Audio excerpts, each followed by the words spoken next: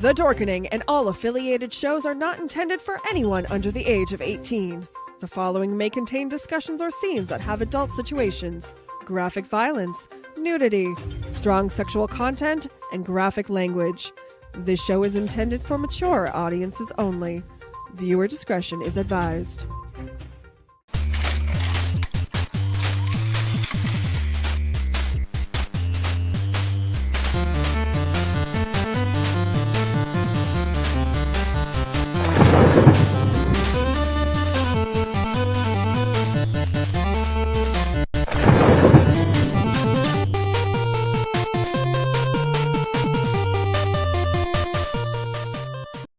Everyone thinks because you're a zombie, you don't know good coffee.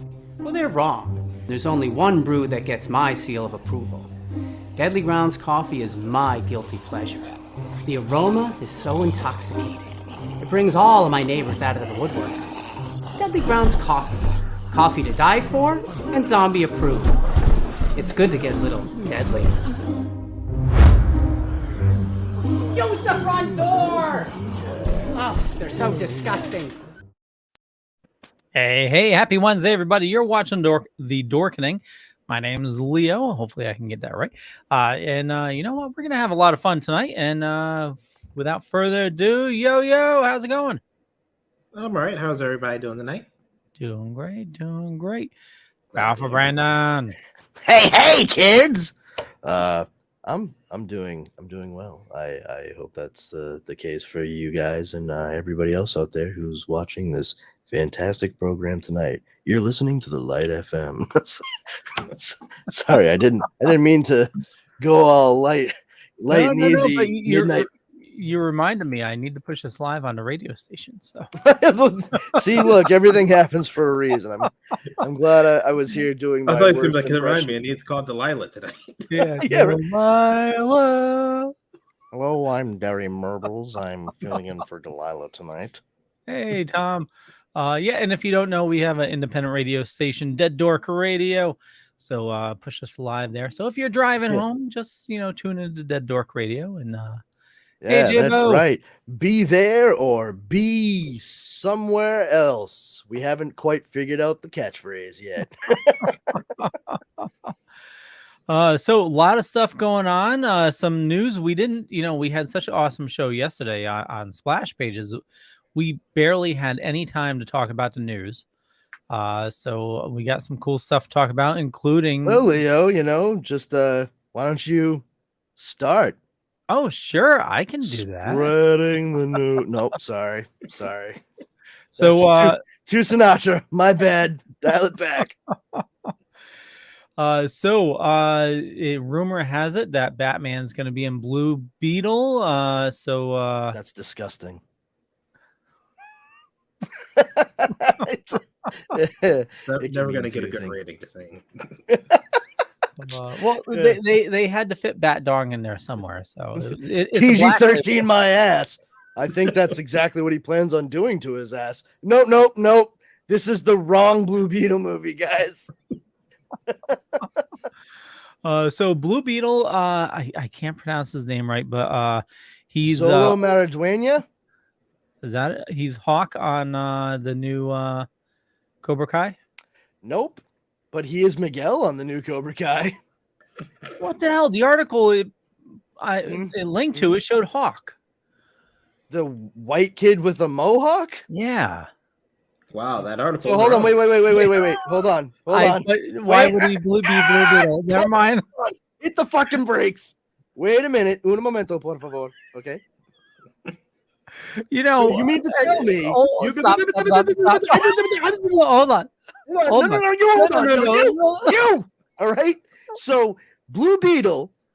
Now I assume. No, I know. You're a DC kid. Here's you the are thing. somewhat familiar with the new Blue Beetle, right? You know that his name is Jaime Reyes, correct? Stop. Hold on a second. When I read the article. And I clicked through and it said Miguel and it, popped to him and you're the whitest person I've ever met. I swear to God. Miguel.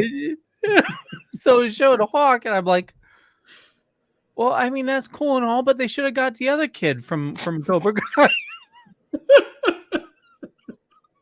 love you, Leo. Jesus, Mary, and Joseph. Jesus and his 12 roommates. All right. So, no. Right? Absolutely not.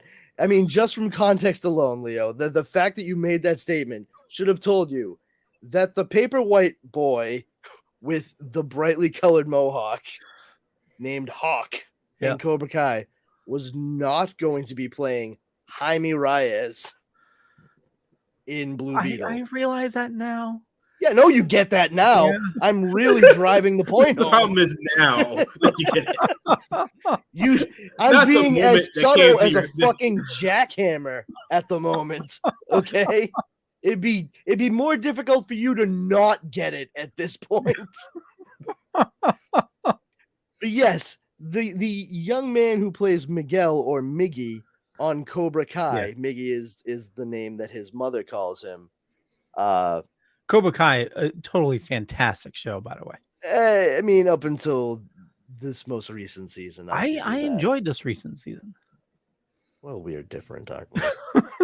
I mean, listen, Dara and I sat down to watch Cobra Kai this season, and we went through it, and I honestly have to say, particularly with every single scene involving Terry Silver, it was a fucking chore. Because that shit felt like it was being written for an episode of All My Children. Like full on melodrama and soap opera. Like it was just not great.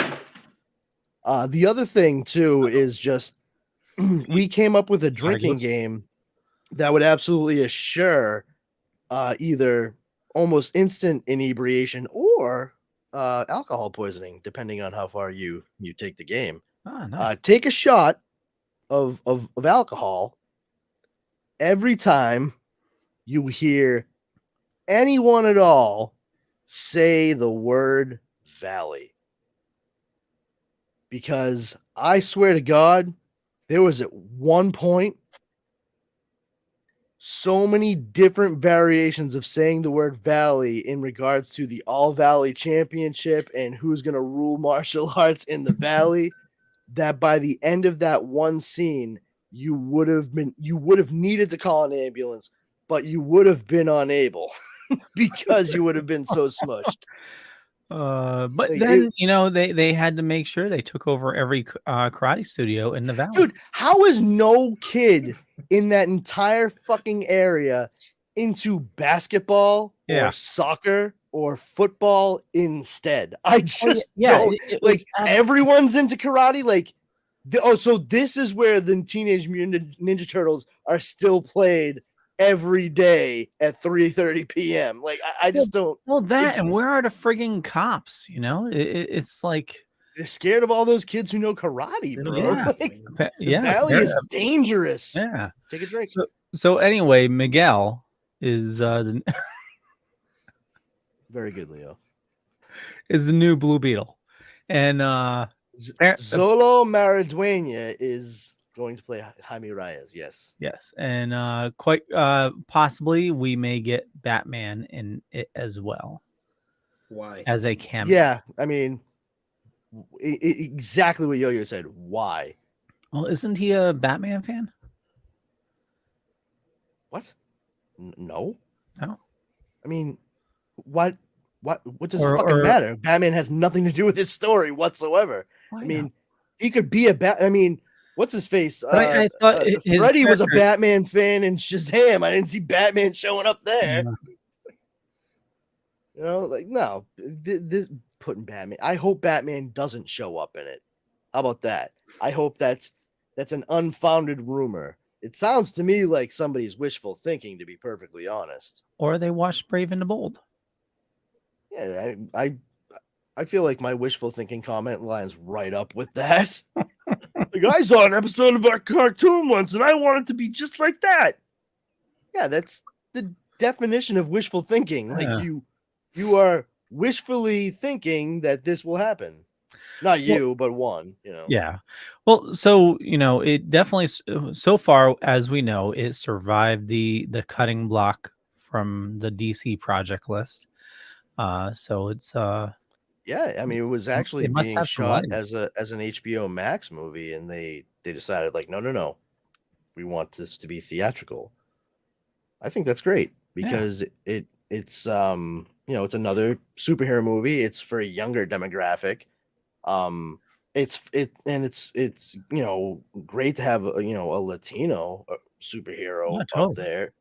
But also just the fact that for character, you know, the different types of characters that we're seeing insofar as power sets, it plugs right into that like cosmic slash mystical, like the middle ground between the two.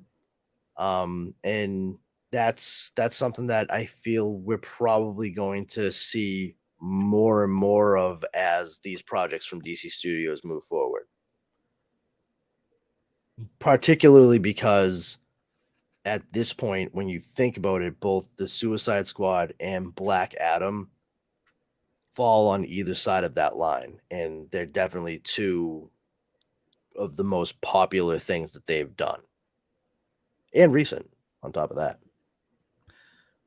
Well, it's going to be exciting to get more like awesome comic book, movies. Speaking of that, we have one coming out this week with Black Panther, Wakanda Forever. And the latest trailer, now I know I've been corrected like last night, but in the trailer that I saw, they mentioned Namor's as powerful as the Hulk. as strong as the Hulk or Thor. Yeah.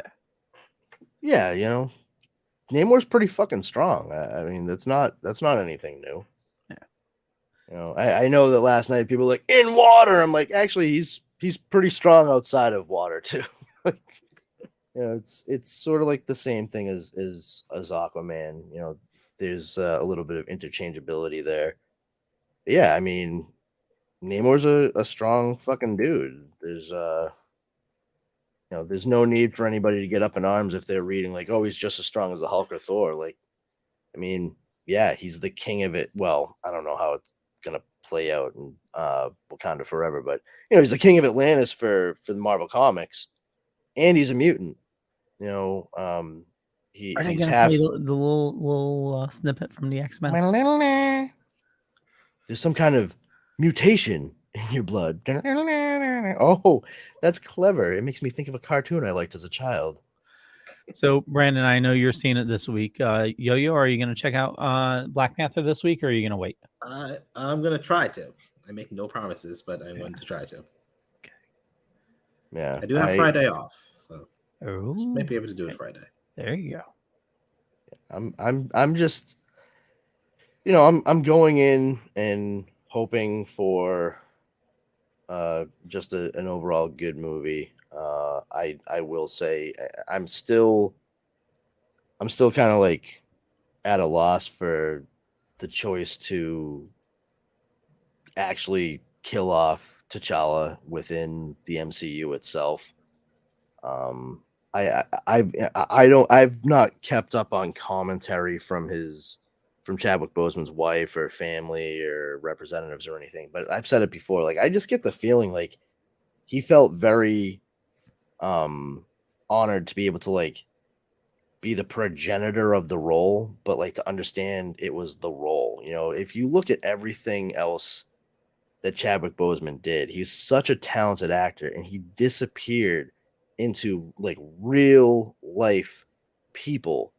You know, he was able to delve in and make those roles speak for themselves and get past a point where you weren't seeing Chadwick Boseman, you were seeing, you know, Jackie Robinson, you were seeing James Brown. You know what I mean? Like, that's how good of an actor he was. And I think it's a detriment to his talent as an actor to force people to equate Chadwick Boseman with a role he played. Like, that's not why he did what he did. He did what he did because he loved putting that role forward and disappearing into it. And this is the opposite of that.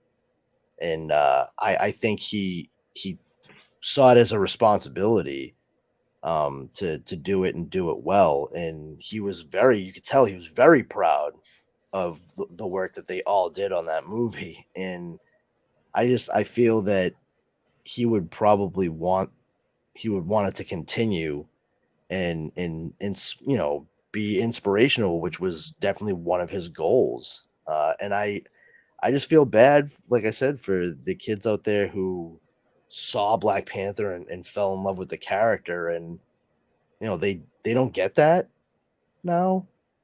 I think that probably more than anything else would probably probably break Chadwick Boseman's heart. Because like when you really break it down, so many of these guys and gals who do this stuff, they genuinely love the reaction that they get from kids because they play these roles.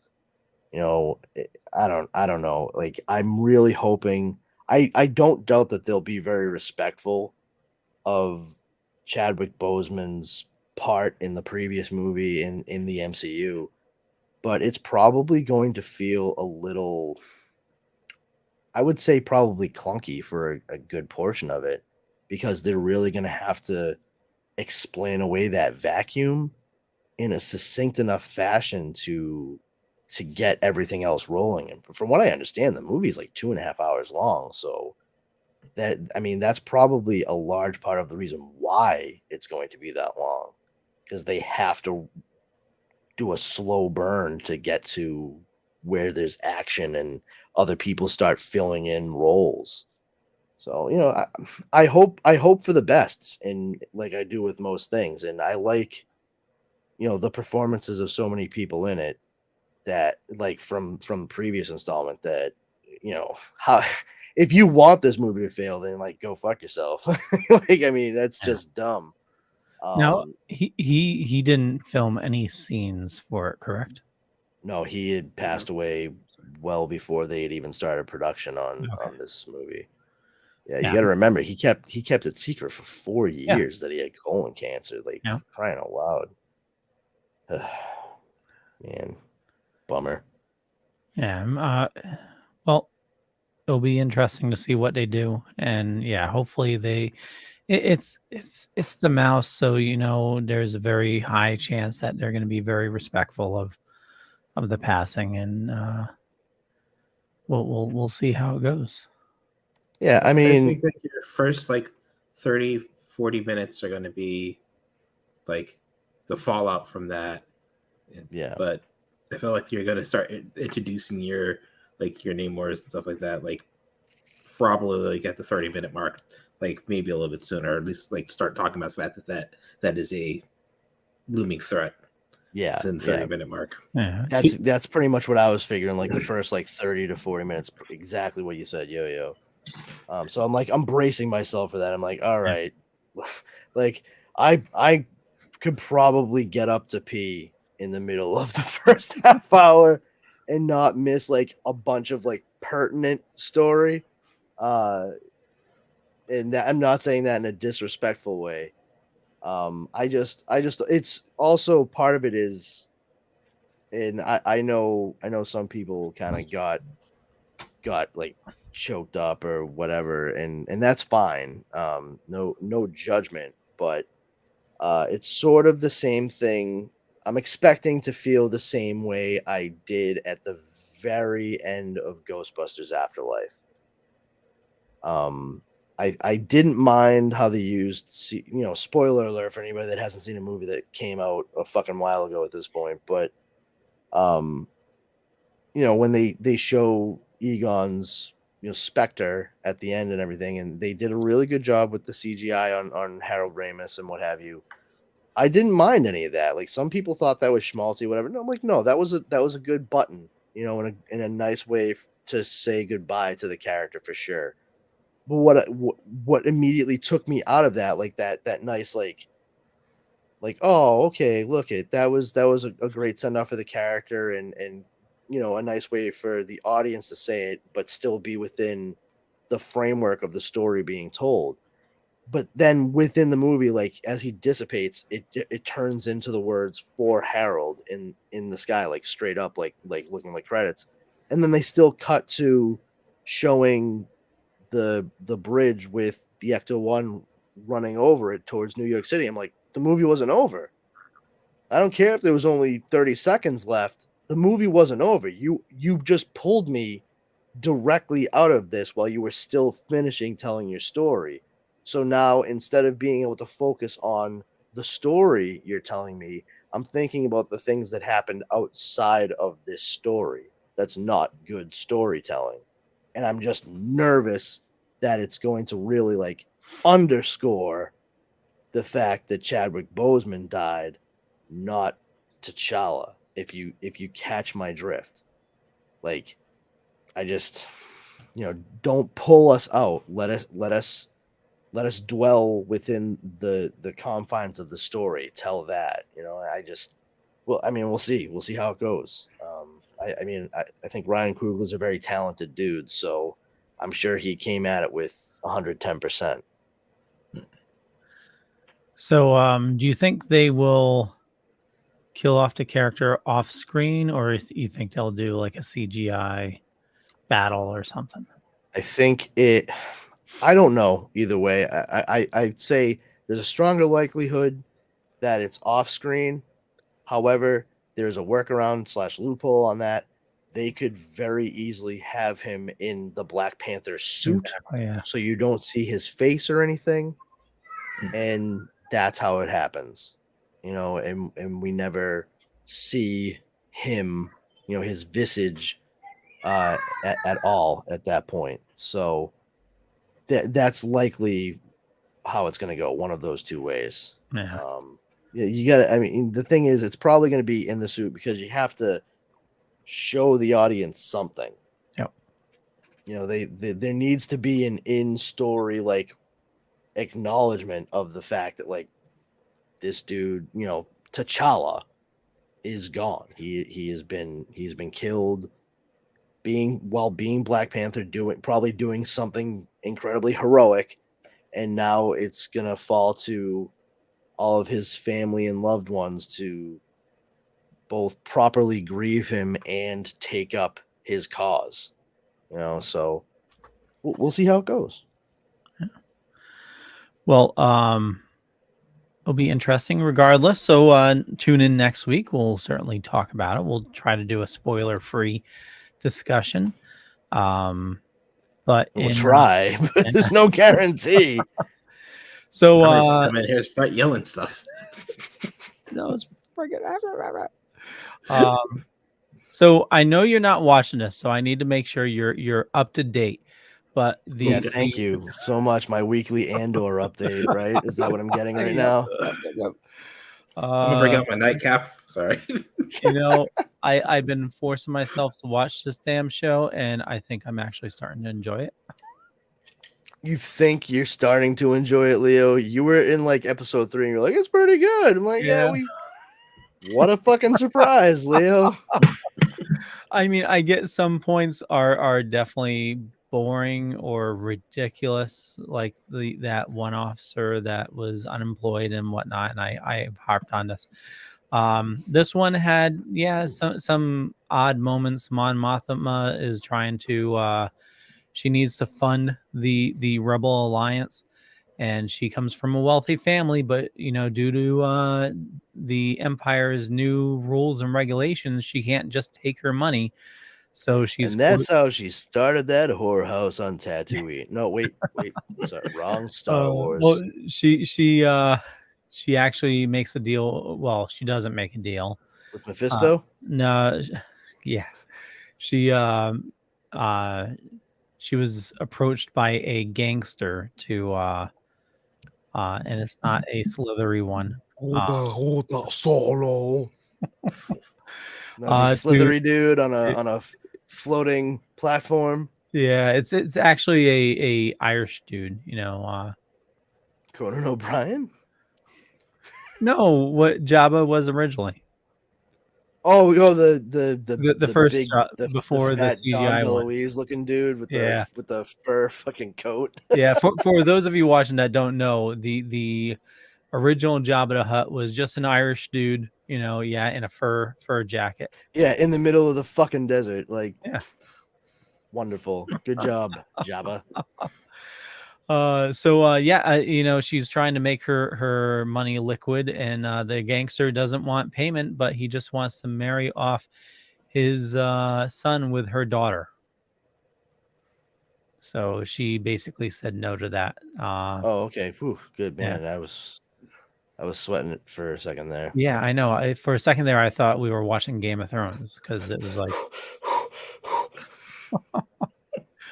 But you never know. There could be like a Tatooine dragon fly by that, But I would sooner clip my nuts in my car door than fucking watch something like that. I would sing false. I would sing fucking soprano for the rest of my life. If they mix Game of Thrones with Star Wars, I think that'd be pretty cool. Oh, Why? God. Why would they do that? Seriously, Why? like Star Wars is already like really fucking pushing it for me. Yeah. And I'm not a big fan of the fantasy genre. This is just me personally. So like if you really wanted to like push it to the point where I'm probably just gonna shut down completely, it would be to And a combine dragon. both of those things. Yeah, get a Star Wars dragon in there. Yeah, you know what? I'm done. Find another dealer. I'm good. I'm not playing blackjack anymore. You're cut off. Everybody's cut off. No one plays at this table. So a majority of the episode was Andor trying to convince the other inmates that they needed to revolt and take over the prison. So he started a union in jail. Phenomenal. Well, he needed to convince what the hell is his name? He was in the first Black Panther. Okay, let me see. Andy Serkis. Yes, Yeah. Andy Serkis. Oh, damn it. I was going to go with everyone but him first. So Andy Serkis is he's the leader of level 5. He's also an inmate, but And level 5 is that's where Andor is. The worst level in the prison? No, Yeah. apparently the worst level is level 2 because So the lower the number, the worse. no, just randomly because they a prisoner on level 4. Point is amazing. Just say.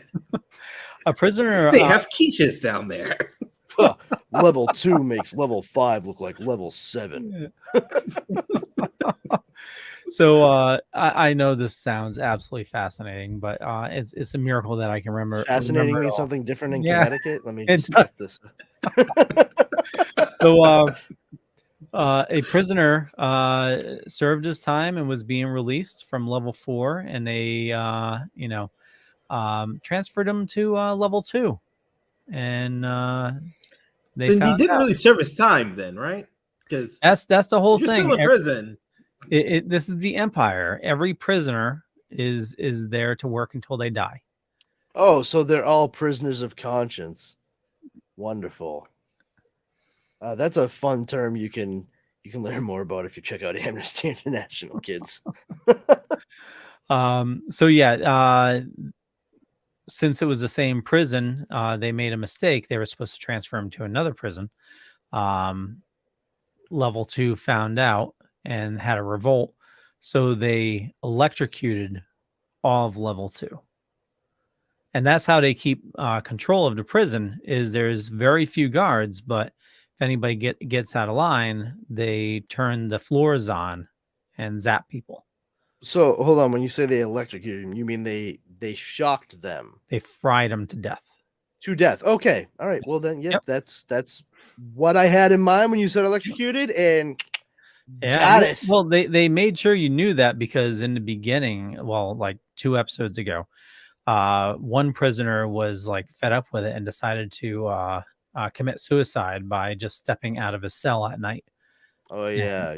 Yeah. That. Yeah. That's cute. I mean, I've read that Stephen King short story / seen the movie Stephen King's Cat's Eye, but that's nice that they cherry picked a torture from Quitters Inc. starring James Wood. That's literally like he's a guy that that signs a contract with a self-help to quit smoking cigarettes, and he doesn't realize that what he has signed is he is being watched constantly, and any slip up results in dire consequences. Really? And yeah, at one point they grab his wife and his young daughter, who's played by Drew Barrymore, who has a developmental disability. And because he grabbed like a snipe out of his ashtray in the middle of like a traffic jam on a bridge, they saw him, and they nabbed his wife and kid and threw them in a room where he was on the other side of the glass and had to watch them as they turned on the electrified floor. Oh wow. Yeah, and it's a good one. Like it's part of an anthology movie called Cat's Eye. Hey, Jibo. And I read the short story and I was like, this is fucking horrifying, especially because at the end of it, they were the Quitters Incorporated was recommended to the guy by someone else, and they have that guy and his wife over for dinner, and they tell James Woods after his wife and his daughter get shocked a shitload of times. His wife's like, "Oh my god, I can't believe you're doing this for us." Blah blah. I'm like, "You're fucking real. You're a real trooper there, lady." Like she's like, "Yeah, keep at it then, and just make sure they don't hurt us anymore, and we'll be fine." And the guy's like, "Yeah, because the next time we start chopping off your wife's fingers." And at the end of the movie, like the next scene, he's like, "Oh, seeing the guy again." He's like, "Yo, you gain a little bit of weight. I want you to take these diet pills. Take a walk at every evening. Yada yada yada." And then it shows them at dinner, and they're with that other couple, and they go to have a glass of wine, and the other woman goes to pick up her glass, and she's missing like 3 fingers on her right hand. Oh geez. And she's like, the slip ups happen, but they're worth it. And I'm like, no, they are not. Yeah, and that was pretty much how the short story ended too. It's only like 15 pages or something, but Wow. I read that when I was 10, and it stuck with me even after I started smoking cigarettes like a fucking moron when I was 21. Well, so with Andor, just to finish things up, so Andy Serkis is this like mean, shift commander. He's very stern. He only has so many shifts left before he gets free, and so he thinks. But does he get free? Because I thought you said they don't get free. Well, he has to get free, otherwise, how's he gonna die in Rogue One? Oh yeah. So the whole, this happened for like 3 or 4 episodes. So the whole thing is 3 or 4? What the Be free one day. Yeah, I think it was 3 episodes. It went on for probably like months. 2 episodes too long. Yeah. So anyway, he's this, he's stern. He only has so many shifts left. He's gonna get out of here. He wants everybody to just, maintain control and just stay in line. He's just like that old commander, like just, do things, and one day you'll get out of here too. But Andor is trying to convince him, hey, we need to revolt.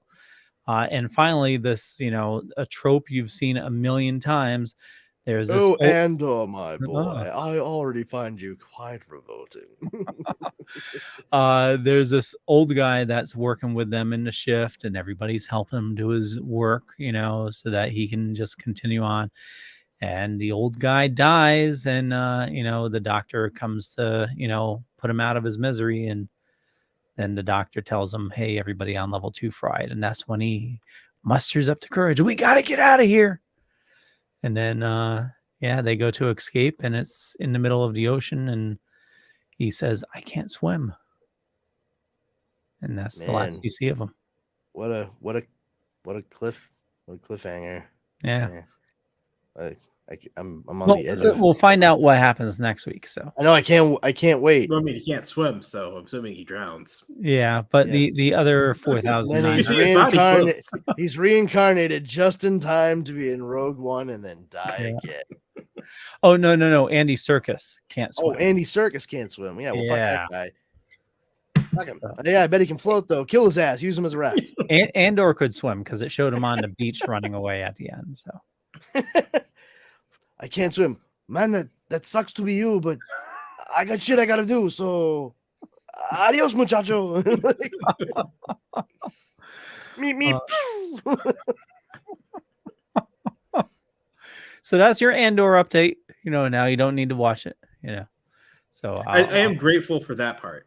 Yeah, I would have watched it, but I was busy and or not interested. So Rhode Island ComiCon sounds like you had a lot of fun. Yeah, it was all right, man. I had a great time. Dara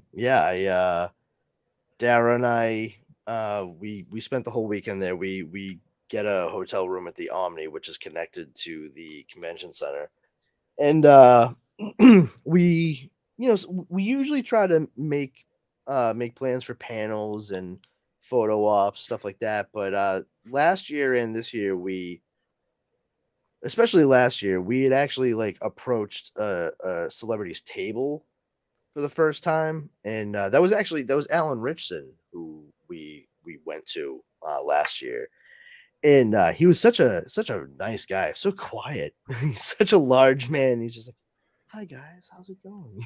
And he was very sweet. And I did ask him. I was like, "All right, please just settle this for me. Like, I need to know for a fact. Were you really raised in a town called Niceville?" He goes, "Yeah, and my parents still live there. They still own their house and everything." Fantastic. Of course.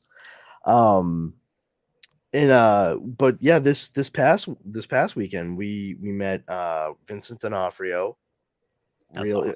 Yeah, another large and very soft spoken man. He was very, very nice. We walked up and he was like, "Hey, how's it going, guys? You having a good weekend so far?" "Oh, that's great. Yeah, no, I'm having a great time." It was just he was just very pleasant, very sweet. And then we also met Rachel McFarlane, the voice of Haley on American Dad, as well as numerous other roles in other projects. She is the sister of Seth MacFarlane from Family Guy and Ted and American Dad and all that. She was absolutely lovely. She actually she took a photo with us. We got photos with everybody that we met. But she signed a photograph for us, and a print for us. And just as she's about to hand it over, she was just like, "No, nah, this looks terrible. I can't even believe I used this marker. I'm just gonna do a whole new one for you." And took the time and still talked to us as she was signing it out. We were over there with her for about 7 minutes or so. It was really great. We went and got a photo and autograph from Tara Strong, which we had met her before. But Dara is a big fan of the original Powerpuff Girls, especially because when we were all college aged, Dara was still she was still dyeing her hair blonde as she had throughout all of high school. So she was just this itty bitty blonde, and they used to call her Bubbles because she was just tiny pipsqueak, just like the character from Powerpuff Girls. And so Dara had Bubbles, who's voiced by Tara Strong, the original, the very first Funko Pop. And when she actually pulled it out of the box, Tara Strong and her boyfriend, they were like, "Oh my god, we haven't seen one of these in forever, and not since the days of cartoons and inaugural programming." And so she signed that, and we got a photo. But then some of the really great conversations and meetings that we had were Connor Leslie from The Man in the High Castle and Titans. She played Donna Troy on Titans. She was an absolute delight. She really was. I ended up talking with her about Man in the High Castle because the series on Amazon was based on a book by Philip K. Dick. And I actually didn't realize when I started watching Titans for like a full season that she was the same actress that plays the sister of one of the main characters in Man in the High Castle. And it just speaks to how talented an actress she is, as well as like how they had to really change her look from how she appears in real life considerably in Man in the High Castle, because she's supposed to be a bit more drawn out and sort of run ragged. Wait, did you say Connor Leslie? Connor Leslie. Hi, I'm Connor Leslie. I play Donna Troy Wonder Girl on Titans and Trudy Walker on Man in the High Castle, and you're watching The Dorkening. There you go. Yeah, that's her, man. Yeah. And yeah, she was great. And when I said that to her, she like lit up. She was like, "Thank you so much." Apparently, she was like, I had to fight with them on Man in the High Castle. They gave me, and she's like, they gave me Pretty Girl Exhausted, which was just like they put some dark rings under her eyes, and that was it. She's like, "No, I need to look like on the verge of being absolutely sick. Like, I need to look like I'm about to pass out at any given moment." And it worked. It really did. And I told her about like my own personal history, because my father was he lost his dad in the Battle of the Bulge during World War II, and because of that, my grandmother was only 1 month pregnant with my dad. So my grandfather was killed 8 months before my father was born. And that means he ended up being the youngest of 5 instead of like the middle of 10 if my grandfather had survived. And because of that, my dad had, not because of that, but my dad grew up and he was a teenager when the 60s hit. So he was already like a geek into like the Phantom and the Shadow and all that stuff from the 40s, when he would have been really little. Coming into the 50s, radio programs and stuff. And then the Silver Age occurred for DC and Marvel. So you got Fantastic Four, Spider-Man, the Incredible Hulk, the Silver Age Flash, Green Lantern. And he loved Star Trek, the original series, everything. And he also loved history. And he devoured as much as he could about Nazi Germany, because, and this is something that I've realized over the years, like it was something that inexorably changed his life, and mine, like all of our lives, like my cousins and everything. And especially because he never got a chance to even meet his father, I think it was kind of taking like that fear of the unknown and trying to make sense of it, like to see the unreasoning hate that was the cause of all this, to try to understand what it was like to just be that inhuman. And of course, nobody can. I myself, I used to watch and read a bunch of stuff because it was sort of the same thing. I was trying to like wrap my head around it, and it got to the point where I was like, I was making myself sick. I couldn't. I don't do well with jumping into that stuff unless I'm like really prepared, because it's all fucking gross. It's the same thing when I read about slavery here in America, and also when everybody shipped over when South America was first landed on. It's all fucking nightmarish and gruesome, and not enough people understand that when we talk about those things. But my father, I think, was trying to take some of that and just get some kind of meaning behind it. Like, I need to know, like, why this took my father from me. Like, why was this a thing? Like, how did it happen? And Philip K. Dick wrote his book, The Man in the High Castle. So it's a science fiction book, and now it's an alternate history, and like the Nazis actually won. It's like, well, that goes right there with like history and science fiction. And my father, like, probably inadvertently like pushed me towards like loving alternate reality stuff. Hence, like, I'm into like what ifs and Elseworlds and everything. But I told Connor Leslie all this, and she was just like, oh my God, like, thank you for telling me that. Like, this just like made my day. And I love alternate reality and alternate history stuff too. And I was like, oh, you should check out my podcast, Comics Paradox. It's on the Dorkening, blah blah blah. And but she was really cool. And then we went over and met with Jason Marsden, voice actor. He was Max on Goof Troop and a Goofy movie. Voice of what? Robin? Was he the voice of Robin? Wait, did you say Jason Marsden? Oh, Christ, I'm a crap. What's happening? Jason Marsden here. One more time. Hey, Jason Marsden here. I'm the voice of Thackeray Binks in Hocus Pocus and Virgins. You're watching... I forgot what it was. The Dorkening. One more time. Hey, Jason Marsden here, voice of Thackeray Binks in Hocus Pocus Virgins. You're watching The Dorkening. You still just have the raw footage of that. I just can't even cut it. So it's... I mean, he'll eventually cut it, but I think I enjoyed him playing the raw footage because that was good. Yeah, I actually saw him that same night at the after party briefly. Oh, nice. Same outfit and everything. He's a really cool dude. But yeah, that's the thing. Yeah.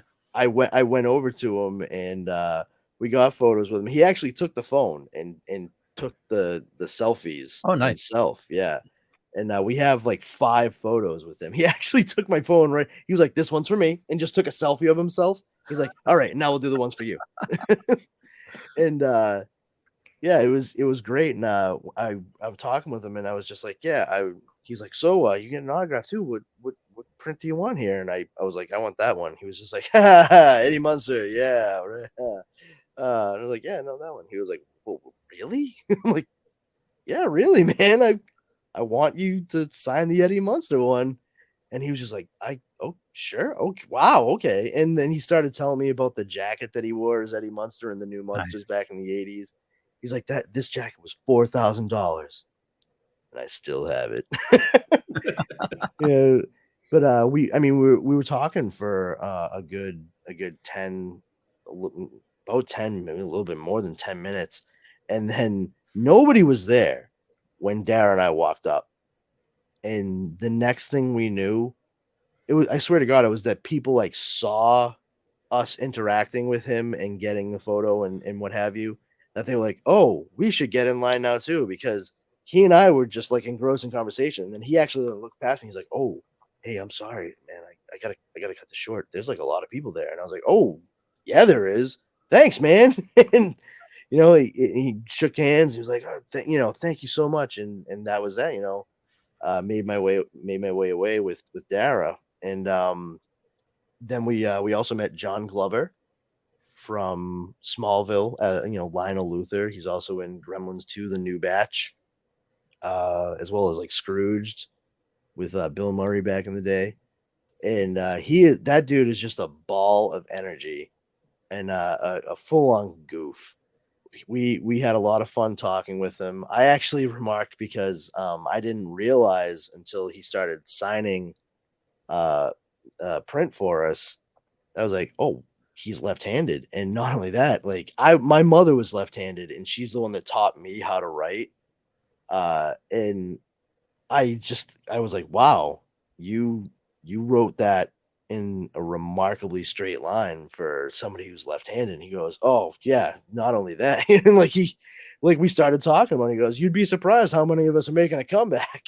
And, Wait, did you say John Glover? Hi, I'm John. I'm still John. I was John a little before, and I'm going to be a little John after, but I'm at the Dorkenage. The Dorkenage. I love it. Yeah, he was just like he was like a friggin' sack full of snakes. He just like couldn't stop moving, dude. And the woman who was taking the photos for us, she took several photos too because he wouldn't stop moving or talking. And she was actually standing there going, "Be still and smile. Stand still and smile, John. Stand still and smile. Stand still and smile." And I mean, we were still just shooting the shit with him, and he Yes. he finally was just like, you two are my couple of the week. Oh, you know what? I'm gonna write that. I'm gonna write that on the photo. And he went right over. And he was like, my couple of the week. And like, so we have an autographed photo of John Glover from Smallville where he calls That's us his awesome. couple of the week.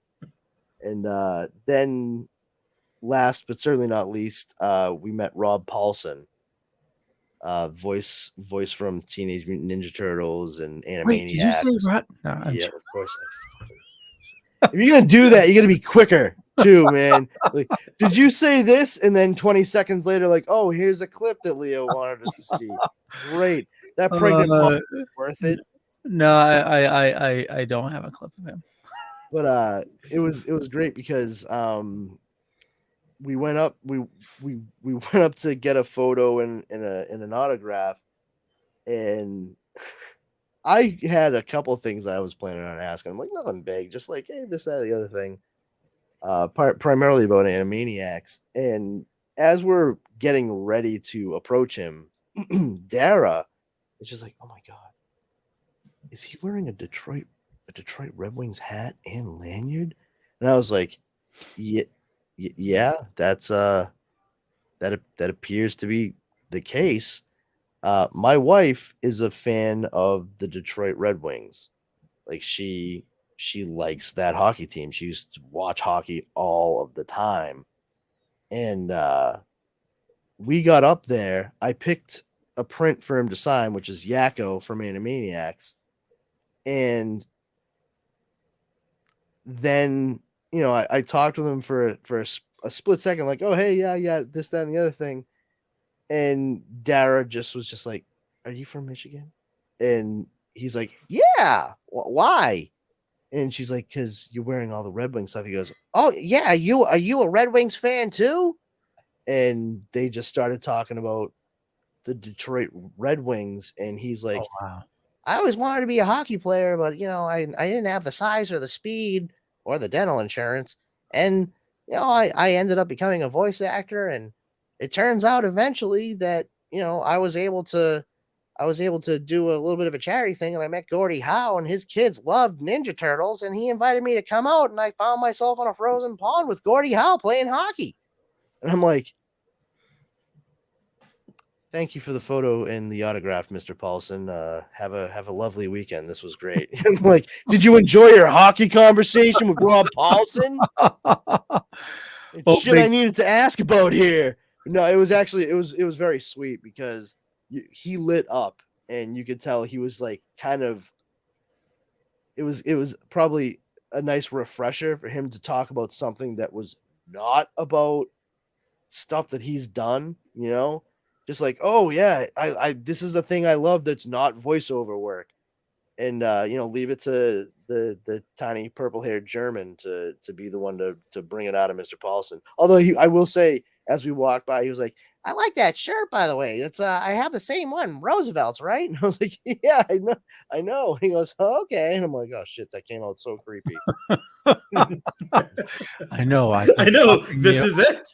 I didn't mean it like I know you have it. You know what I mean? I'm like, I know. It's like it's Roosevelt's. It's the best, you know. And I know what room you're in. I was in there earlier. Yeah, like I know exactly where you're staying, Mr. Paulson. So big question. Where are yours too?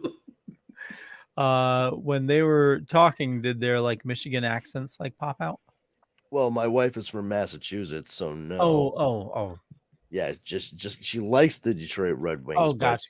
She was born and raised in Brockton, Massachusetts. Okay. If anybody was going to have accents slipping out, it would have been me or Mr. Paulson, and that would have been respective of Detroit and Boston. But actually, Dara does have some Boston-isms like slip out, like with dropping R's sometimes and dropping G's off of words, and it's like a fucking hot knife through butter for me every time I hear it. I don't know why. Like there's few things to. I worked very hard for a very long time to to not sound like that because I was on stage and what have you a lot, and I did not want to sound like Sully from the corner. I didn't want to sound like Sully from the corner, just near where the Packy is. And Packy. sometimes when there were girls I've dated in the past, and they had like the thick Boston accent, and that's fine, but I realized like I can't do that. Like I couldn't have that in a relationship because all of the women in my family are from the Boston area and they all sound like that. And the second I would date a girl and she would talk like that, I'd be like, no, no, I hear every aunt, my mom, all of my cousins, a little bit of my grandmother's. Like, nah, I'm good. Via con Dios. You can go your own way, as Fleetwood Mac said. Not a problem. But yeah, it was just like going around checking that, talking to those people. That was fantastic. But I mean, there were so many people there this year. It was definitely a significant uptick from last year's Comic-Con, which was the first one since the pandemic had hit. Yeah, I mean, it was really well done, and from what I understand, you guys who came down, especially Rich and Drew, Velvet Joker and Drew, they had some really good experiences going from individual to individual as well, which I know with it being like a quote new con, they were a little like apprehensive about. Well, Like, it was definitely their first time, like, and it took a while to convince them because, I knew I'm a big guy. I know I wouldn't have been able to, move as fast as they would. So, I gave both of them the press pass and I bought a regular ticket so that I could, find my way in. I said, just get your way in, start doing interviews, just have fun with it. Back at the hotel, I gave them instructions on how to run the equipment and everything. They did a great job. There was only a few minor, technical issues, but, I just wanted them to just go out and have some fun and see what they could do. And they did that for sure. Oh yeah, totally. It was definitely, I have to tell you though, it was great seeing you and Dara. But I was on the verge of being dead when you guys ran into me. Yeah, I mean, not for nothing, in a very sweet and concerned way. Dara did turn to me and she was just like, "Does Leo always look like that?" And I was like, "What do you mean, the face mask?" And she was like, "No, he looked very tired. Like he probably was about to like pass out." And I was like, Oh yeah, I was on the "Oh, verge. I did not catch that, and no, he does not. Like I really didn't." But you got to remember too, like I know I say it on the show, but I'm not exaggerating. I do have ADHD, and I also have anxiety, like general anxiety disorder. So the fact that I was around so many people, there's a lot for me to try to process in that situation. So some of the finer details, like my friend whose face was mostly covered, may have passed me by when you weren't feeling too great. But Dara, she zeroed in on it. She was like, "Yeah, is Leo like always like that quiet? Does he always look like that?" I'm like, No. Like, do you think he was okay? And I was like, well, I mean, now I'm thinking he wasn't. and then like later when I spoke with Rich and Drew, like, yeah, no, Leo was not doing okay. No. I'm like, yeah, I get it, because I was going around and like, well, to be perfectly honest, like, especially after that first, because we had already walked around for several hours on Friday, and then had started early in the day on Saturday. I was a hurting unit. Like I was wearing like nice gel inserts in my comfortable ass like Nike Air Max Pluses and shit. Like it's like walking on marshmallows. and I was still like finishing out, the day. For me personally, like I'm so glad that my hotel was connected and I could go Yeah. back and forth whenever I wanted. Because like we went upstairs at one point just to like decompress, and I drank like a full bottle of water with 2 ibuprofen, and just like I undressed and put on my basketball shorts and a t-shirt, and I was like, I'm just laying down. I'm just laying on my back. I'm not going to sleep. Don't worry, I'll put the CPAP on if I nap. It's fine. And then Dara was like, "Hey, are you falling asleep?" I'm like, "No, I had an itchy nose. Like I went. It's not a snore. Get off my back."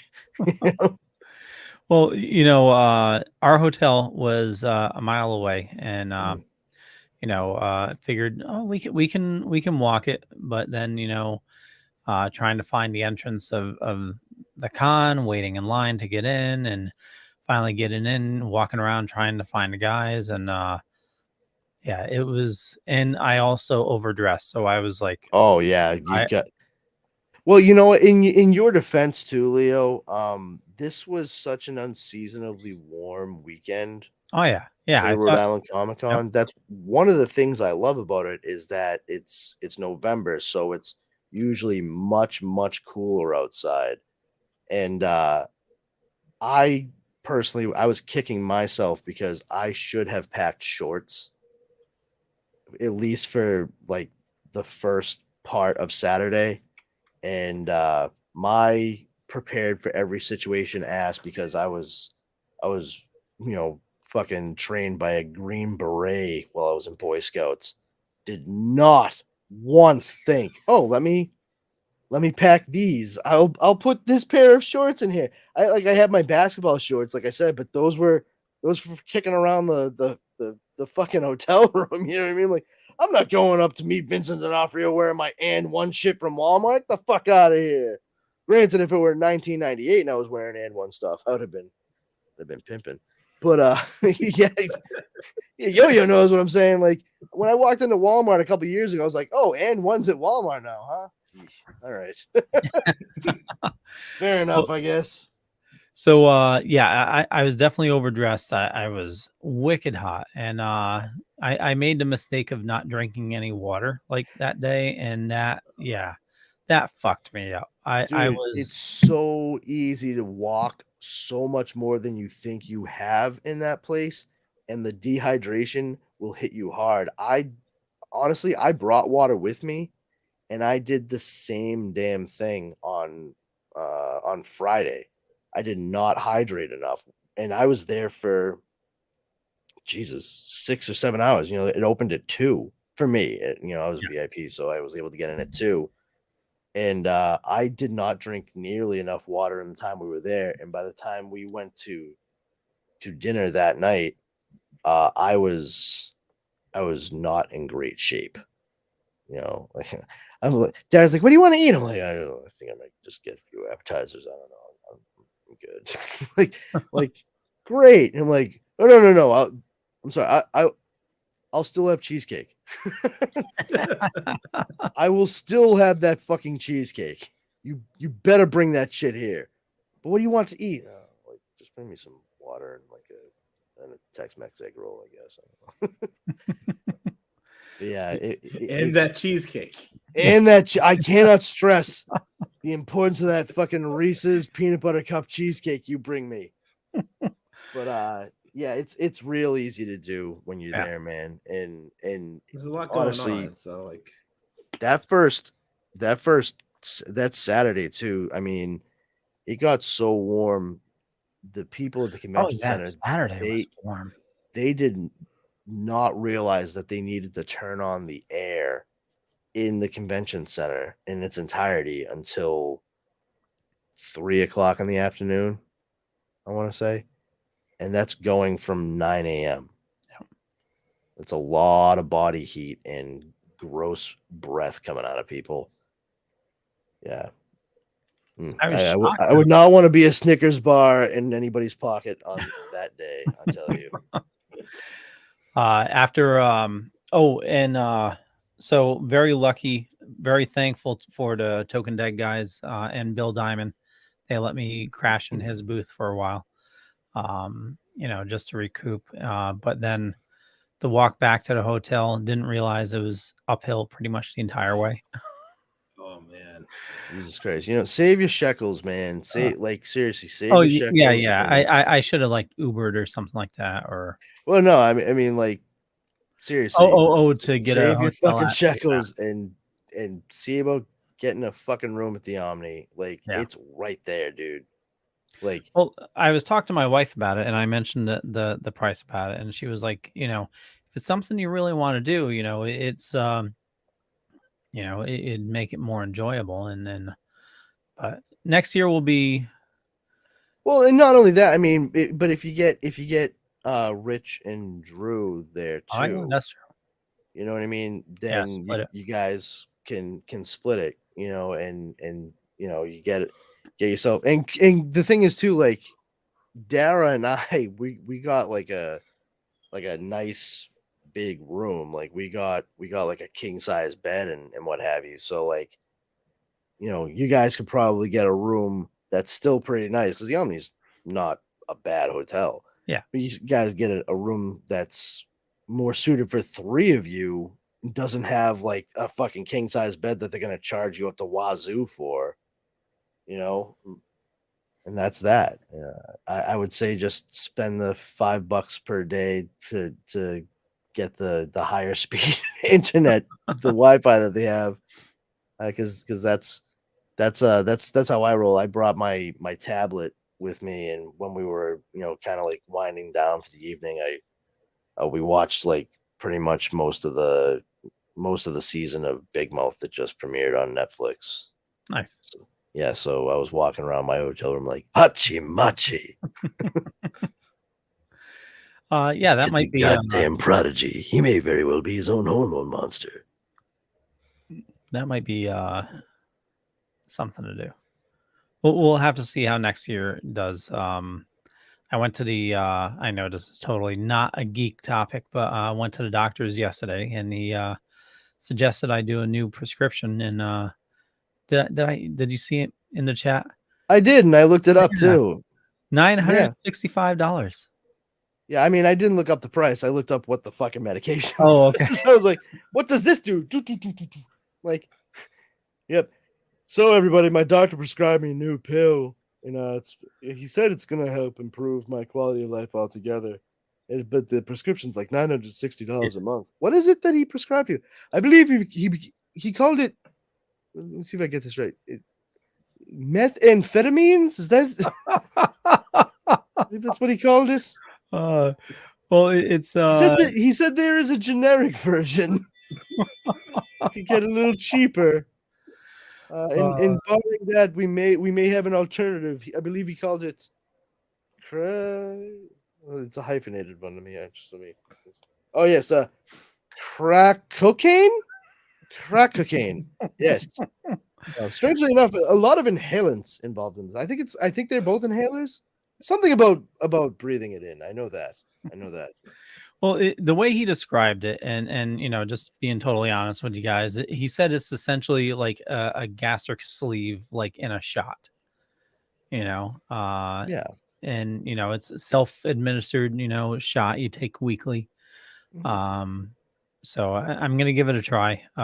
It comes in a pre-measured pen. Yeah. You likely inject it in any of the same spots that you would insulin, I would imagine. And I told you, I fucking looked it up, dude. I wanted to know. Yeah, and apparently that's what it came from. It was something to do with like a diabetic medicine, but they found out, it does all these other things, and so it'll be interesting. But I'm gonna wait till my insurance switches, resets for the year, and that way I can easily wipe out my deductible, because we know insurance sucks. So Yes. Yeah. America, you're the best at being the worst. It's open enrollment, and that reminded me I need to look at that packet. Yeah, definitely. There you go. Yeah, good thing Leo started talking about it. Yeah. That's right. Here at the Dorkening, we're going to remind you to check out your open enrollment for insurance benefits at your work. I mean, it's still more interesting than Andor, so we got that going for us. True. It's nice. So true. It's real nice. So That is way better than wasting my time doing that. wait, Yo-Yo, did you say Mitchell Whitfield? Hey, this is Mitchell Whitfield. You may know me from Friends, My Cousin Vinny, TMNT. Doesn't matter. Either way, I'm happy. And this is the Dorkening. Just the quintessential Norton. Yeah. So I got a couple more. I'll randomly do them throughout the show. Oh, wonderful. Yeah. Wait, did you say Maurice LaMarche? No one said Maurice LaMarche. Jesus fucking. This is Maurice LaMarche, voice of Dr. Egon Spengler from The Real Ghostbusters, the Brain from Pinky and the Brain, Lieutenant Kif Croker from Futurama, and you're on the Dorkening.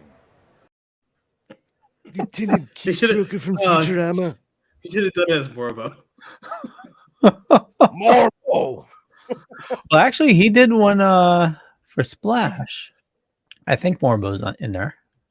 This is Maurice LaMarche, voice of the Brain from Pinky and the Brain, and Morbo the newscaster from Futurama. And you are on Splash Pages. Good night. There we go. Nice. Are you pondering what I'm pondering, Pinky? I think so, Brian, but if there were two erasers on a pencil, what would be the point? I actually am not a fan of Pinky and the Brain. No? No, they're mostly because, like, for me personally, they were just like so overdone. I liked Pinky and the Brain when they were part of the different vignettes that were shown on the original Animaniacs, and they varied so much of what they did from story to story. Like, it wasn't just always Pinky and the Brain. Like, you would get Good Feathers or Slappy the Squirrel or Rita and Runt. And then they made the Pinky and Brain show. And Mindy and Buttons, yeah. Okay, lady, I love you. Bye-bye. And you know, I got a kick out of that. I also liked Chicken Boo. I thought it was so stupid when I was a kid. Like, I got a kick out of the Chicken Boo sketches. It was I really did. And but when they made Pinky and the Brain a separate show from that, I remember checking it out. I was like, this is too much Pinky and the Brain for me. Like, I preferred them in much smaller intermittent doses as opposed to like a full like 22 minutes of them every week.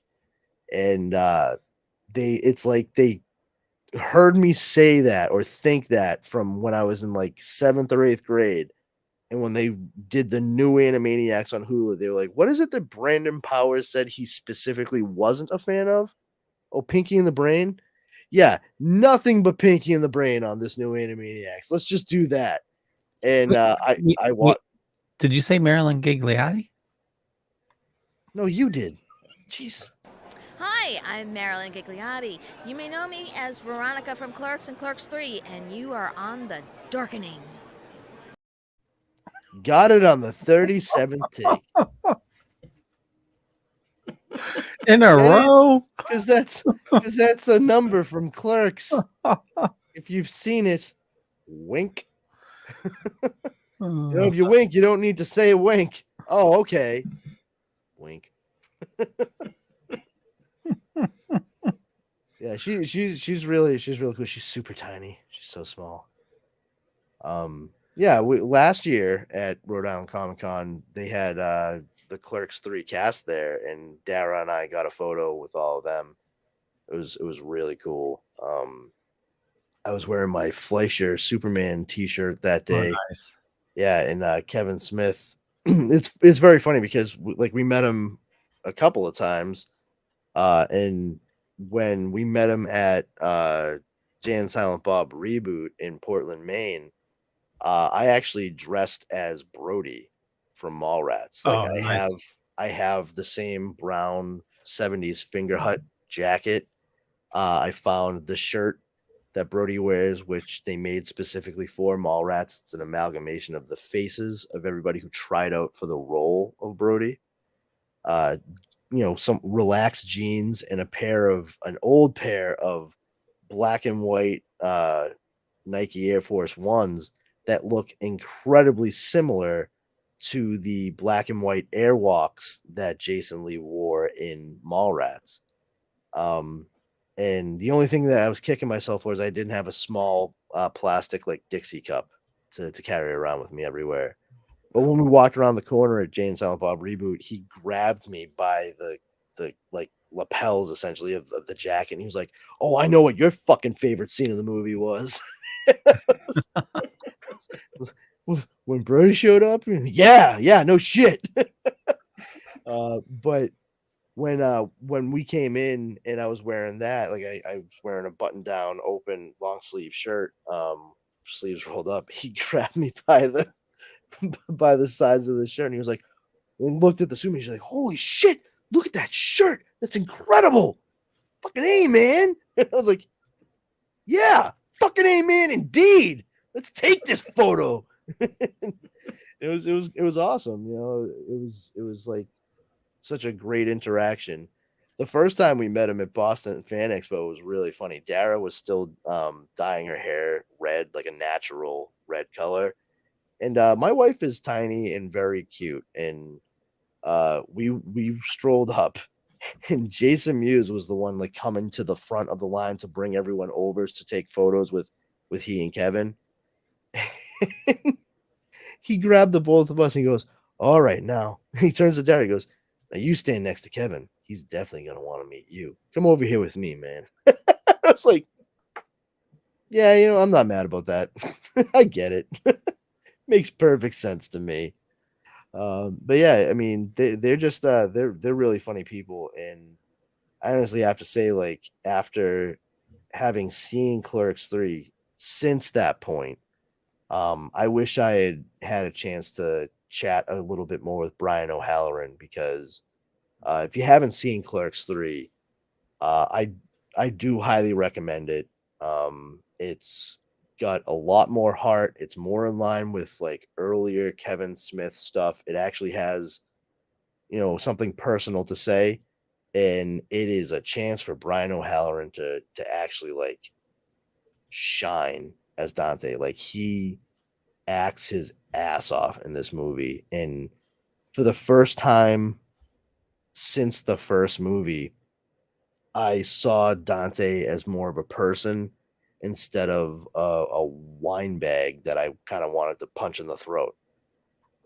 And that's really saying something, because Kevin Smith made that character a certain way, and by the time you get to the end of Clerks 3 especially, I feel if you cannot see Dante in a different light by the end of that movie, then you either miss the point or you have no heart.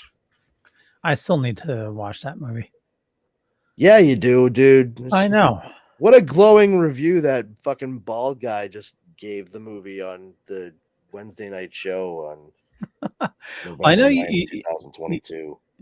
You definitely sold me on it. I just need to find time to. Yeah, I mean, that's how you do it instead of talking about fucking electrified floors on level 2. I did throw on for a little bit, just for like. Sorry, my dog just got home and she's excited to see you. Yeah.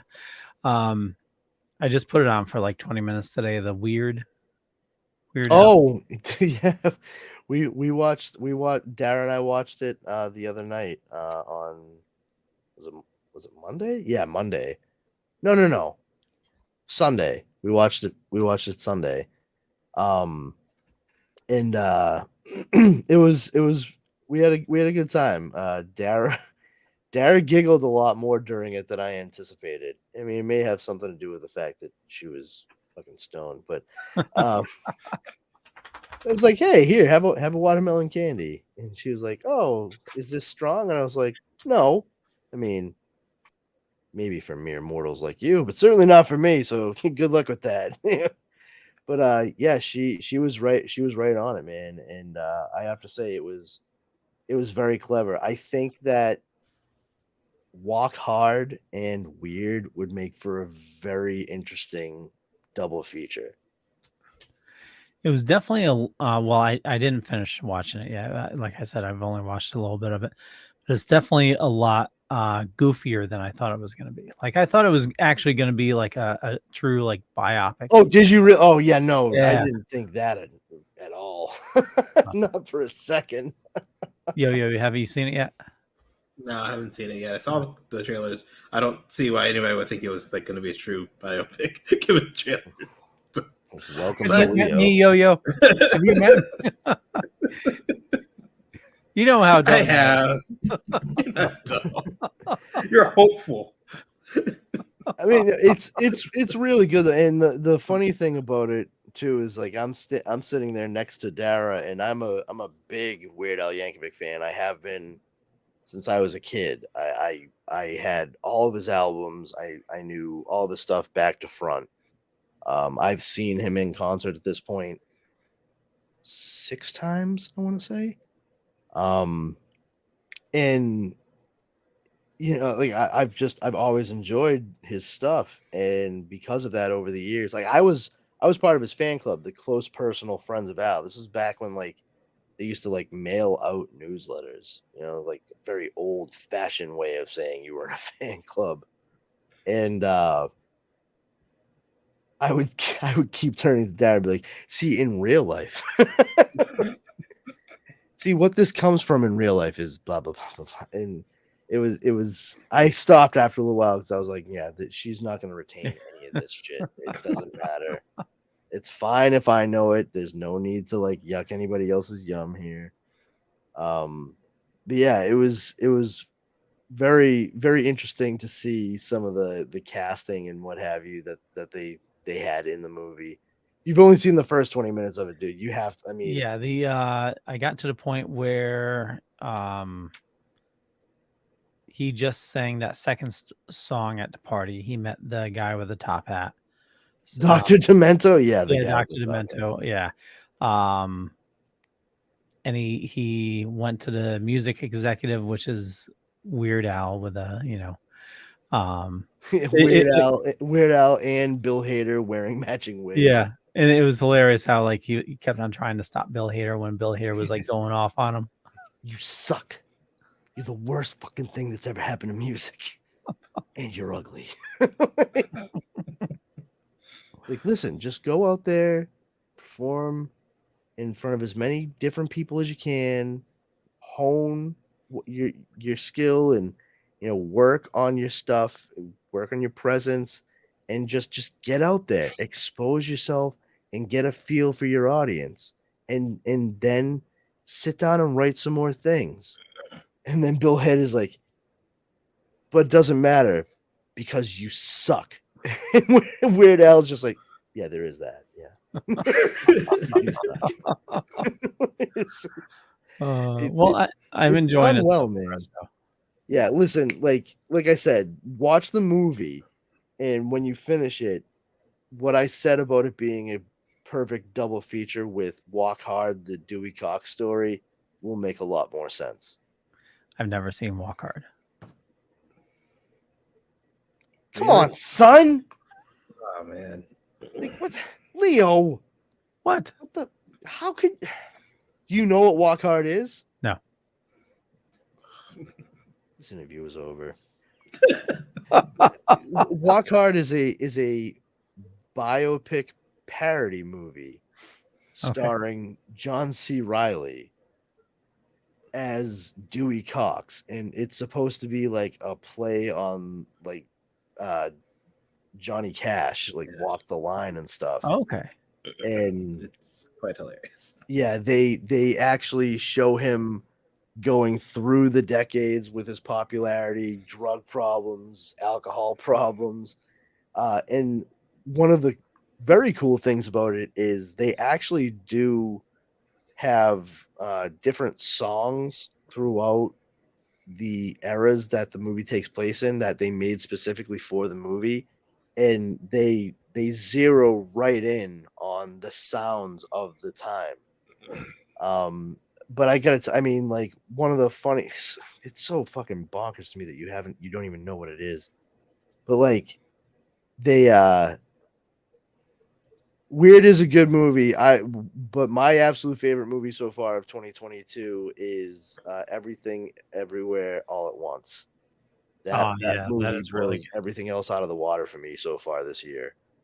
But yeah, like Tim Meadows in Walk Hard as one of his bandmates. I think Tim Meadows is a riot, and he is very, very unsung. Like the guy does. Wait, Tim Meadows? Did you mean Bill Farmer? Hi, I'm Bill Farmer. You might know me as the voice behind Goofy, Pluto, Horace Horsecollar, Sylvester the Cat, Yosemite Sam, and a lot of others. And you are on the Dorkening. Oh, yes, you are. I just love that. Look at the feet. Yeah. No, I didn't. I did not mean Bill Farmer. Gosh. Oh, look, I can do Goofy's voice too. You ain't special, Bill. Sorry to interrupt. Fuck a Tash. Look fun of me, fun. Ooh, I can do Sylvester's voice too. I'm just kidding, Bill. It's not sustainable for me. But but Tim Meadows is one of his bandmates, like talking about different drugs throughout the decades. It's a fucking riot, bro. That kind of reminds me. I'll definitely check it out. There was one based on. I want a house, and I want a big house, and I want to make it out of candy. You can't make a house out of candy. It's not livable. Yes, you can if it never rains. Did you see the movie based on the National Lampoons? Could you give me a few more words to? It's like it's like half true, half fake biopic of National Lampoons. Biopic. Jesus. Yeah, a biopic. Yes. Yes. A stupid and futile gesture. I think. Yes. Oh my god, that was hilarious. Yeah. That. I mean, what's his name? Will Forte is just delightfully insane. Oh, yeah. That dude's nuts. But I do think it's funny, to hear Harold Ramis when talking about that gentleman's death. It was ruled an accident because he fell off of a cliff. But Harold Ramis says, like, well, if I know anything about him, he probably slipped while he was looking for a place to jump. It's like, only a bunch of comedian assholes could get away with saying that kind of shit about one another, because it comes from like a place of genuine warmth and love, and that's how people with twisted senses of humor deal with tense and uncomfortable situations. I know, because I was also the guy who was trying not to laugh uncontrollably at my mother's wake. So. And that had nothing to do with like my mom being in the box up front. Like it doesn't take much for me to get the giggles and shit. It really doesn't. And one of my oldest friends, like I was standing there, and Dara was just behind me to the left, and I had been paying attention to something somebody was saying up at the front of the room, and I went to go like turn to Dara real quick and say something, but she walked away, and I had no clue. And it just threw me for a loop. And I was like, yeah. And I legitimately like turned all the way around, like did a full 360. And my buddy John, known since he was 6 years old, he's 2 years younger than me. He's right there. He's standing right behind me. And he just goes, just like that. And it was everything to not piss my pants laughing in the middle of the fucking funeral parlor. And like, to top it off, John's dad, Big John, Mr. T, he's just like, hey guys, what's so funny? Like, not even like, why are you laughing? Like, I want to laugh too. What's funny? Like, it was, oh man, it was just, but I totally get like the gallows humor of it. And when all those folks who their professions were straight up just like being funny, of course you're gonna get some like marvelously sardonic commentary. Yeah, dude, that is a good one. You finish watching Weird, then watch Walk Hard, the Dewey Cox story. I think you'll appreciate it and enjoy it. It's not a real biopic, Leo. Oh, okay. Just to let you know. although Jack White does show from the White Stripes does show up as Elvis the King Presley in it, which is one of the weirdest performances you'll see. I'll tell you. But yeah, it's a good one. But yeah, I don't want to say anything more about Weird if you haven't seen. If either one of you haven't I'll definitely find some time to check it out. Yeah. When I'm not watching Andor. Oh man, how are you gonna find torture the time or watch something good? Yeah, I know. Torture. Yeah, I was gonna watch those other movies because they sounded real good, but then I remembered like I like things that suck too, so I started watching Andor again. You know how I do. The thing is, my work's been super stressful lately, so it's like I try to, if I can ever like take a lunch break, I try to like break free, just chill out on the couch, find something to watch. And since we don't watch a ton of stuff, and like what we do, we watch together, trying to find something that I can watch on my own. So it's either a paranormal show or something on Disney. So it's fair enough. We've been Disney watching, wins out. We've been watching the original Quantum Leap. I need to continue the new one. Continue to what? Continue the the new one. Oh, the new one. Okay, Yeah. You kind of ran those together at the end there, buddy. I'm like, he needs to continue. Did I hear the word blender? I don't know. No, it was Maya Bruton. Maya Bruton.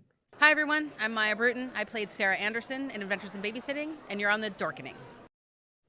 Did you use that to interject and you still didn't even say her fucking name right, Leo? Yeah. Christ. You know me.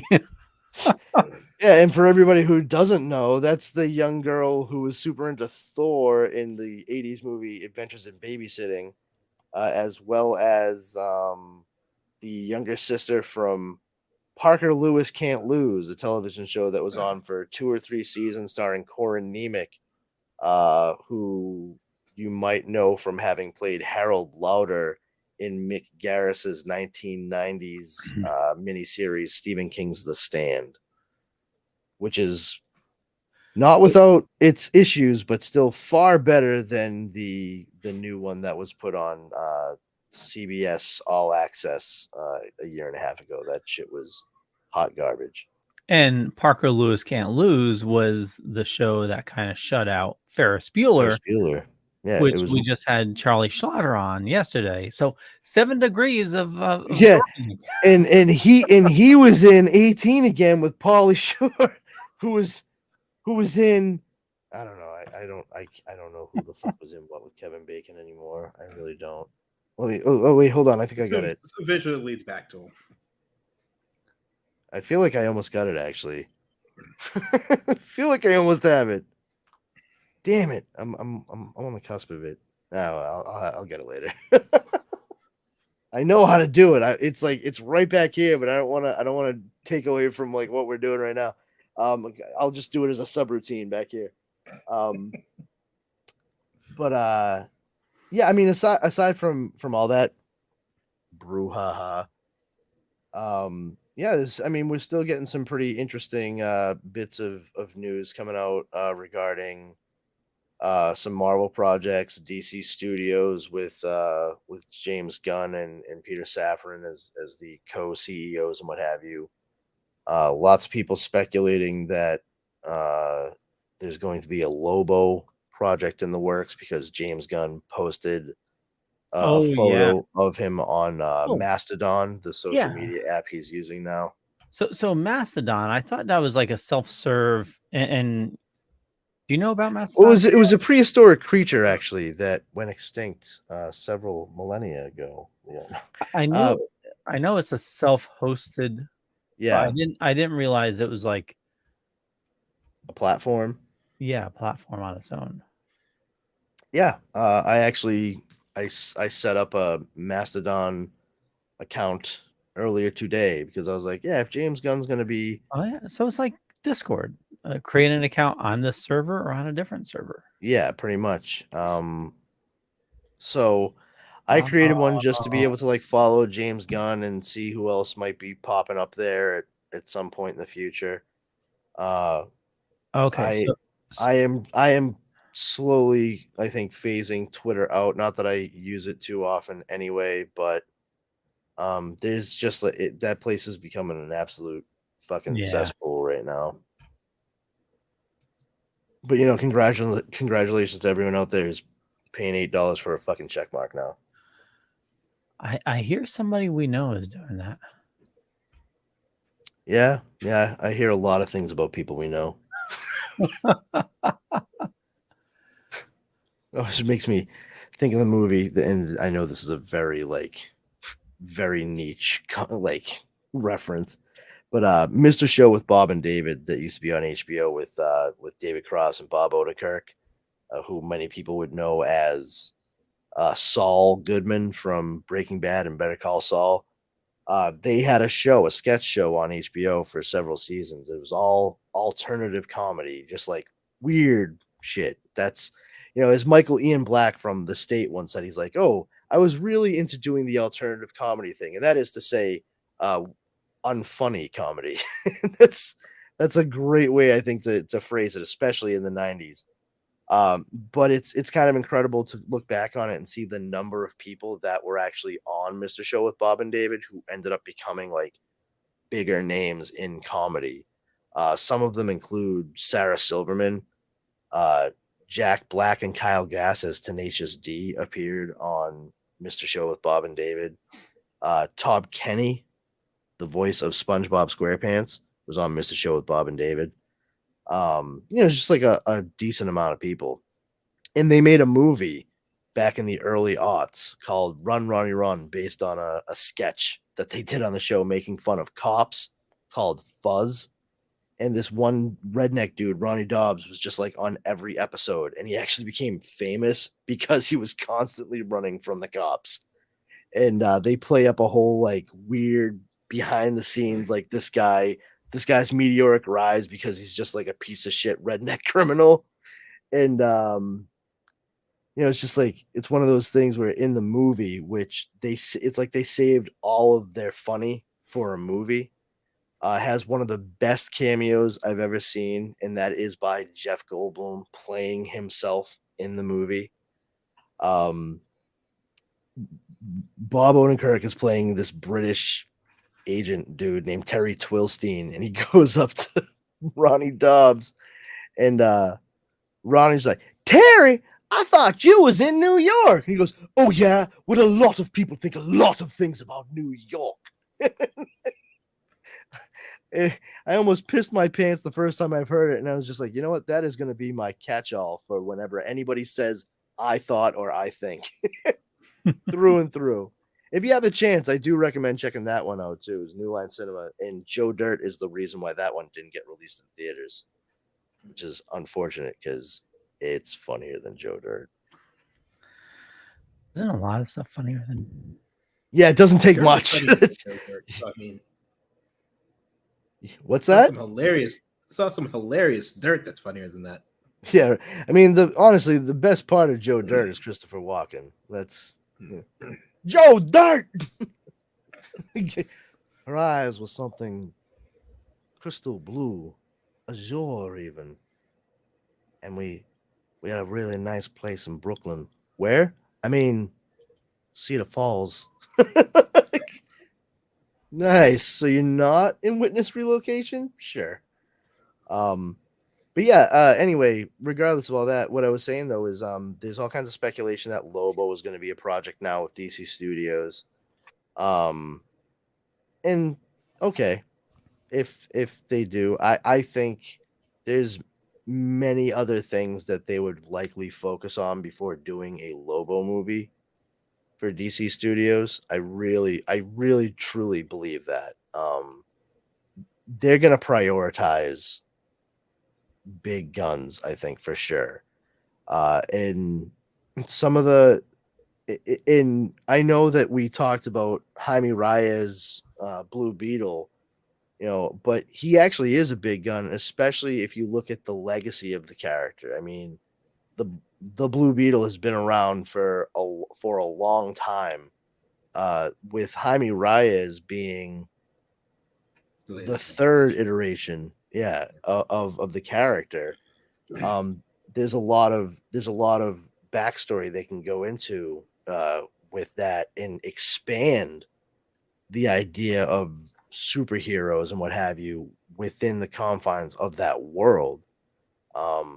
Just because people weren't well known for going around and doing like, tight fitting clothed vigilantism doesn't mean it wasn't occurring at any point in the past, and that's where you can maybe play into Dan Garrett being the original Blue Beetle, using the scarab that eventually fuses itself to Jaime Reyes. So there's a real chance to expand a lot of stuff there, and it makes perfect sense to have that character front and center because of the fact that it's a classic character. And it allows you to have a younger skewing audience. Not to say that they're going to make him like the Spider-Man of this group or whatever, but it's good to not have everyone be in their like mid-30s and shit. Yeah. But Green Lantern, Superman, Wonder Woman, Flash, Shazam, these all make sense. Aquaman, yeah. We're gonna see these things set up and everything else kind of form up around it. You're gonna have your hierarchies. And I think Lobo is probably like, I would say, third or fourth tier down. Don't worry about the fucking space biker until you've gotten Superman done correctly, I think. That's just me. Yeah, but you also got to figure Deadpool coming out soon, having a character of similar nudeness, I would say. I can see that. What do you? Huh? Having like another not a comic book character where you could have a R-rated movie and it would make sense. Oh yeah, okay, yeah. But here, I completely agree with that. But once again, we have to keep in mind that Deadpool is a character that was set up away from what they are currently have been doing with MCU, and they are actually trying to fold that in, and that was through sheer force of will from Ryan Reynolds to get that movie made. Like when that test footage accidentally leaked, like that was well placed. Like that was the right move, because we all saw it. I know I watched and I was like, why isn't this being made into a movie? I don't understand. And that's all well and good, but it was his passion to get the project done that made it work through and through. Like it meant a lot to him. I don't know that we have anybody who has that passion for Lobo to make it shine as well as something like Deadpool for sure. But like Lobo can absolutely be saying my man and stuff like that. So. My man. It just makes me think of Denzel Washington from American Gangster. It's like every every other phrase out of his mouth in that movie is "my man." I'm like, you really? Somebody got paid to write this script, huh? All right, cool. Holy shit! I just realized that, and he can't do it because he's Aquaman. But Jason Momoa as Lobo, that would have been perfect. Yes, woulda, coulda, shoulda. Vips and butts with candies and nuts. We'd all have a Merry Christmas. And you know what? But that's okay. You know, like if they get somebody else to play Lobo, sure, fine. But like once again, I don't think Lobo is as important a character to get established, unless the only way I think Lobo works with getting everything that they currently have going, is if somehow he is involved with the next Suicide Squad. Oh yeah, that could work. But I don't think a solo Lobo movie is a good idea. I don't know.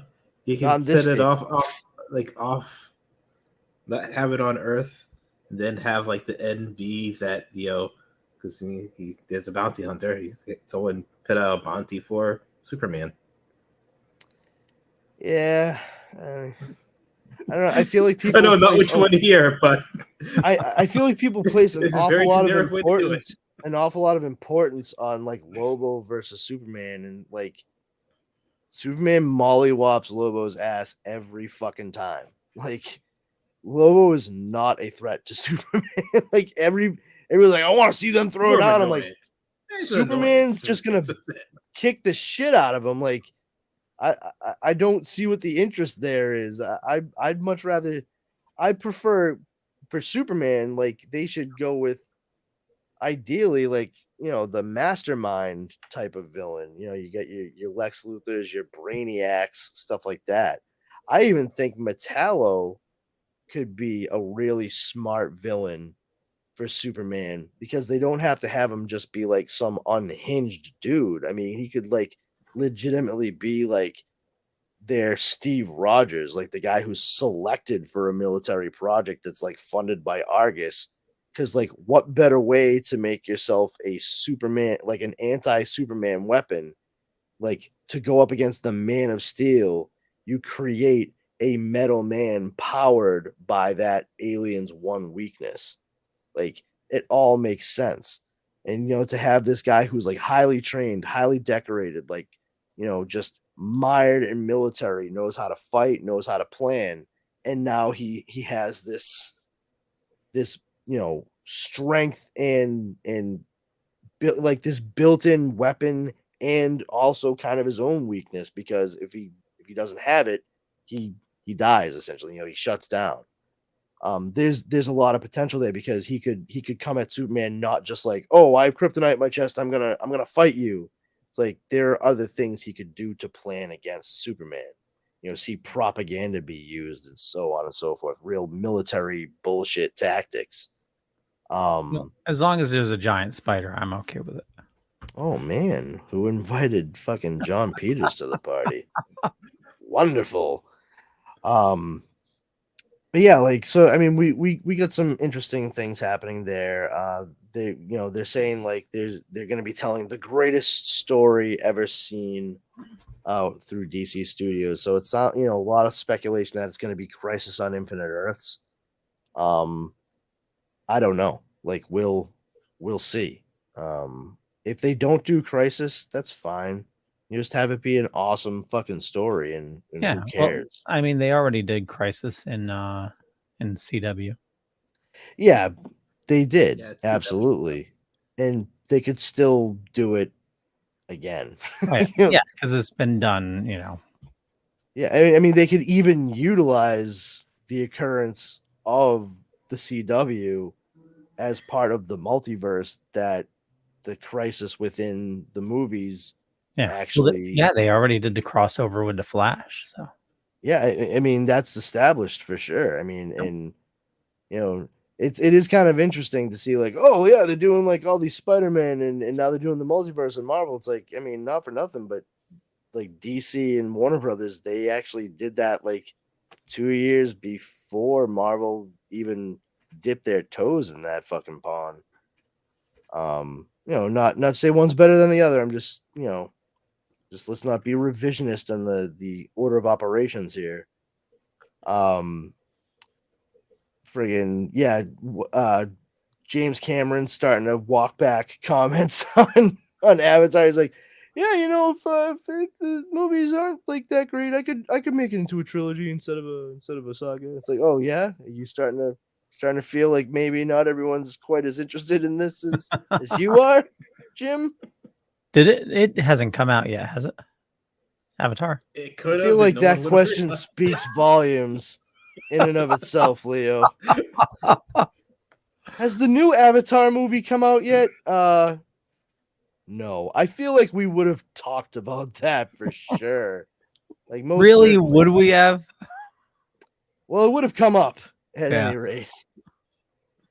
Finally, Fern Gully 2. Like, I can't wait. I'm gonna see if I can find it. There was the original Avatar. Let's see. The Last Airbender? Let's see. Yeah. We got some casting too from Coven of Chaos.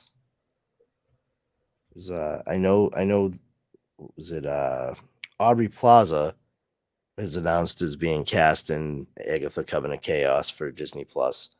But they also just announced that Sashir Zamata from Saturday Night Live and Woke and the ABC show Home Economics.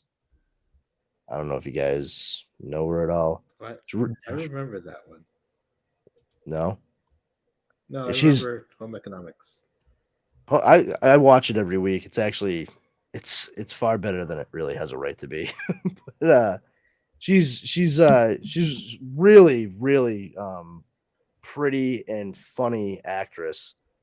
I get a big kick out of her on Home Economics. And there's no I don't think they've really revealed what it is her character is going to be in Agatha Coven of Chaos, but I mean, so far they've got 3 very comedically talented people set up for this show. So it's always interesting because people who are adept with comedy usually are very capable at running the full range of emotions. Not quite so easy for people who are used to portraying dramatic roles to go the other way. So you likely have to be able to approach some of this with at least a sardonic sense of humor, I would imagine. Let's see, Catherine Hahn. Yeah. So I mean, there's a few announcements there. Nothing huge. I just wonder, I saw something about another cast member for a Deadpool. Oh yeah. I think you're right. What's his name? Owen Wilson. Yep. Yep. He's going to be playing Mobius M. Mobius. To which I believe, yep, we have it right here. Owen Wilson was asked what his reaction was to finding out his character was going to be included in Deadpool 3, and he actually, what he said was, "Wow." But yeah, so Mobius M. Mobius is going to be part of Deadpool 3, which I think likely lends credence to the fact that Wolverine, as we see him in Deadpool 3, he's most likely going to be a variant of Wolverine pulled from the multiverse. Especially because they keep saying like it's a portrayal of the character that's still going to be very respectful of what occurred in Logan. Well, but if it's just like his dead body, that's all you see. That would be fucking great. Like, I would have zero issues with it. Like do like a Swiss Army Man kind of thing with Wolverine. Deadpool making him fart so he can use him as a speedboat across the ocean. I actually can fully see Ryan Reynolds pitching that as his idea for Deadpool 3. It's like Swiss Army Man. but with Deadpool and Logan. What do you think? I think it sounds terrible. Terribly brilliant, right? So And I was just Sean Levy, who's directing Deadpool 3, directed Free Guy with Ryan Reynolds, and also directed the Adam Project with Ryan Reynolds on Netflix. He's in talks to direct a Star Wars movie for Lucasfilm now. What were you gonna say, Leo? I was just gonna apologize because I can't find a picture.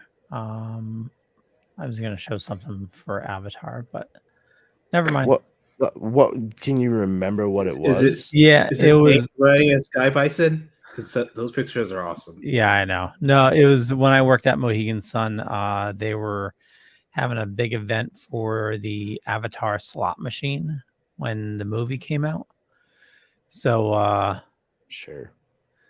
They brought in a life-size mech into the casino. Oh, the mech. Oh, yeah. No okay. Yeah. So, but where they were originally going to have it, they calculated that I don't know how they figured this out. I'm assuming they put it on the floor and it cracked, but they realized that the floor wasn't structurally sound to hold it, and they had to put it in a different location. That makes sense. Yeah, and it's kind of scary if you think about it, because if you don't know, Mohegan Sun was built at a old nuclear facility. So beneath it, so kaijus, woo! Yeah, exactly.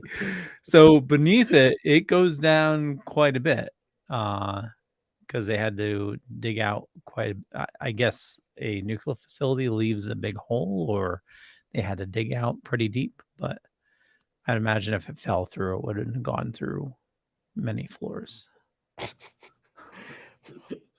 Yeah, thank God that didn't happen, I guess. Yeah, I know. Yikes. Fucking dangerous shit going on there at the casino, kids. Yeah.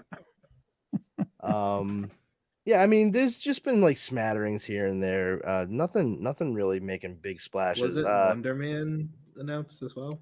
Wonder Man was announced in, I don't know, was it officially announced? Is it actually Yahya Abdul-Mateen II who's going to be playing him, or is that still straight up fan speculation? The only thing I'm I not know, 100% sure. That's the thing that's bothering me. Because I liked him. I've seen it once, but I liked him as Black Manta. And I would imagine with the success of Aquaman that they would want him involved in those projects moving forward. But you know, I mean, that wouldn't preclude him from doing that, though.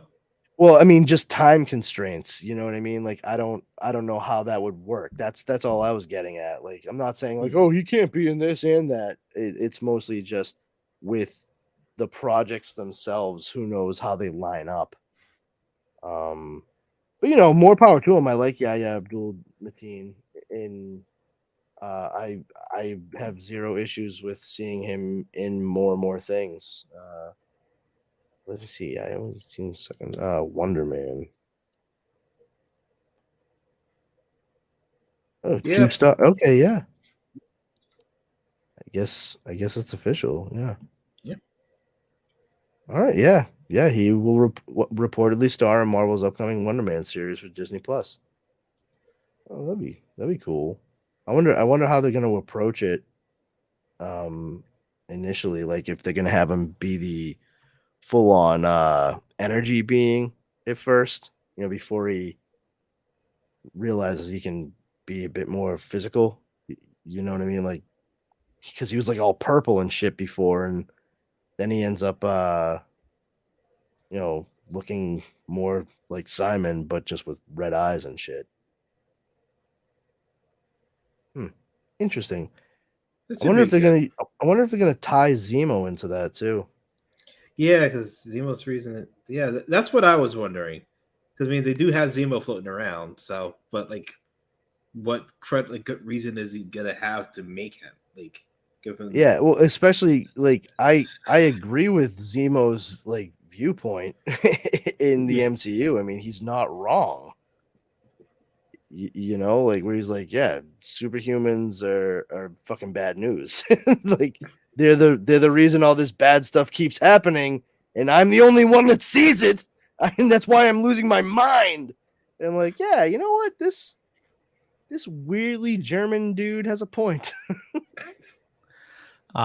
This is on obviously Marvel Studio spoilers, but I just looked it up and he is in Wiccan. So it says Grace Randolph says source confirms Joe Locke is playing Wiccan. And I would take anything Grace Randolph says with a giant grain of salt, my friend. Well, I know, but I just looked up Joe Locke and he is listed in Agatha Coven of Chaos. Okay. Yeah, hey, that's great. I'm ready to check it out. I personally like I hope that Agatha Coven of Chaos is good. Yeah. I like Catherine Hahn a lot, and even it doesn't matter if it's Star Wars, Marvel, Star Trek, DC, whatever.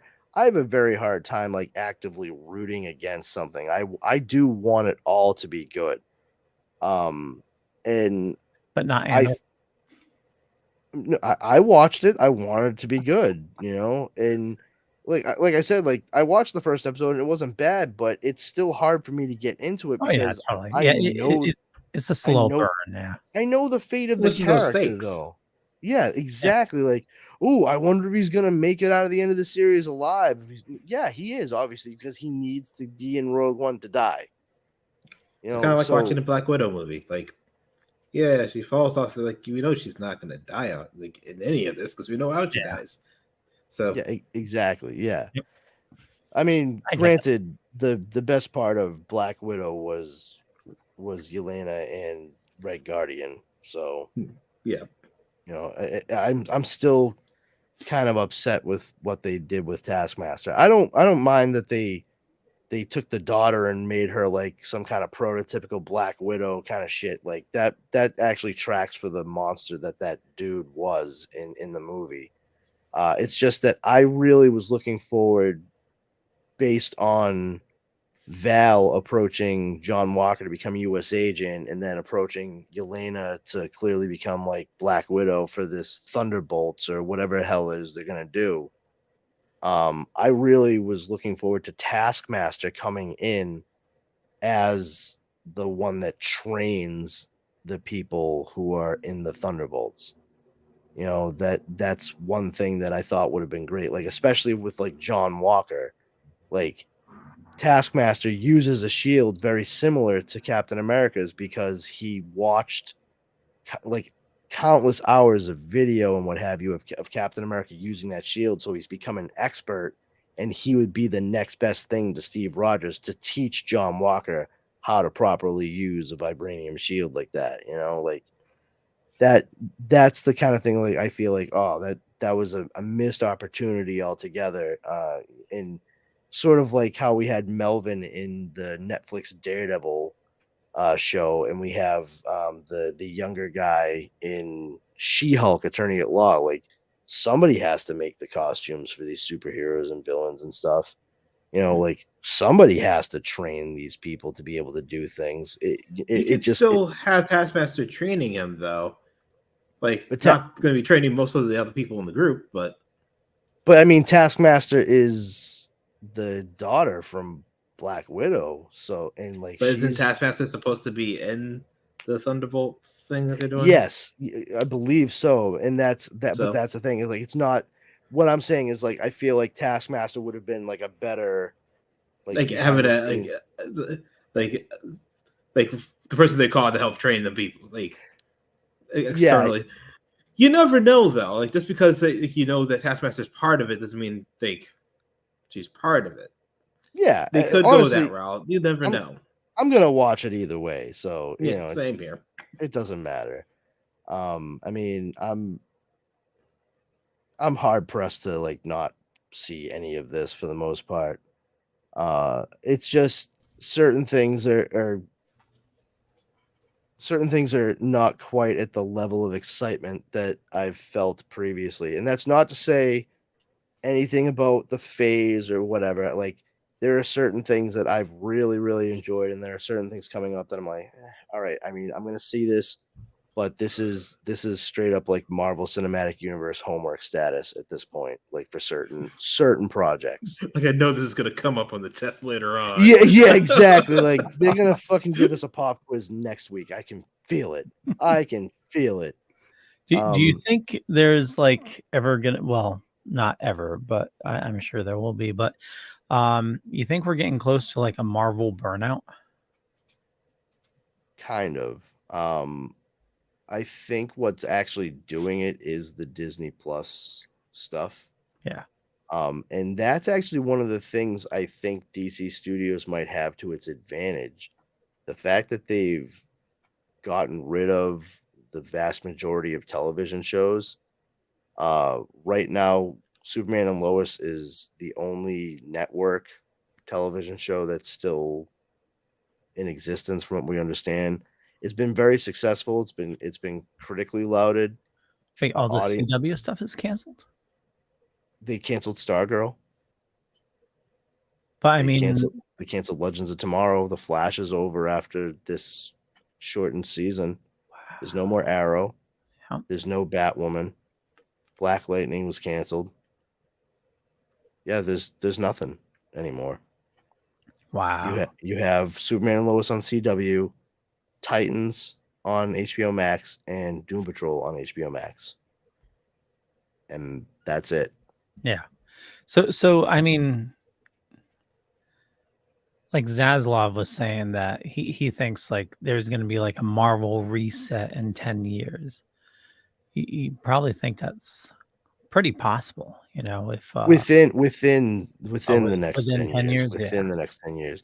And like I was saying, I think that the full-blown interconnectivity between Disney Plus series and the movies may be the thing that helps differentiate DC Studios a bit, because that's one thing I think that they can take away from what Marvel Studios has done. Is like, oh, maybe we try to just keep everything up on the big screen and not have to like make sure that audiences watch 3 to 4 hours of an entire story at home before they come to see what our movie is going to be. Because I think that's probably one of the biggest issues that people are dealing with. It literally created homework. Yeah. Yeah. Absolutely. You know, I see it It now. just hit me. I see it now. Avengers 9. You're going to have like little VH1 pop-up videos. It's going to be a little like pop-up on the screen. As seen in She-Hulk episode 2, Excelsior. Yeah, exactly. With little dash, Yep. Kevin F. You know, just like the editors used to do. Yeah. And like, it's fun having interconnectivity and stuff like that, but it's gotten to a point where if you haven't seen certain things, you are most certainly going to miss portions of what it is they're trying to convey in the current story you're watching. Exactly. And I think instances of that should be few and far between. Like, I think WandaVision was a great example of, okay, this is what happened to the character after the last time you saw them, and this is where it leads, and it's going to have bigger ramifications. And that was personally, like, that was great. I thought it was all done very well, and it subverted expectations. I'm glad that all the most of the fan theories involved with it did not pan out. You know, it showed that everybody was talking about it, but also, you know, you still can't necessarily predict what's going to happen in front of you in some of these stories. But I think it was done a major disservice by the time we saw Doctor Strange in the Multiverse of Madness, because it seemed like all of that very important character development that we saw Wanda go through in the show was for naught. Like, yeah.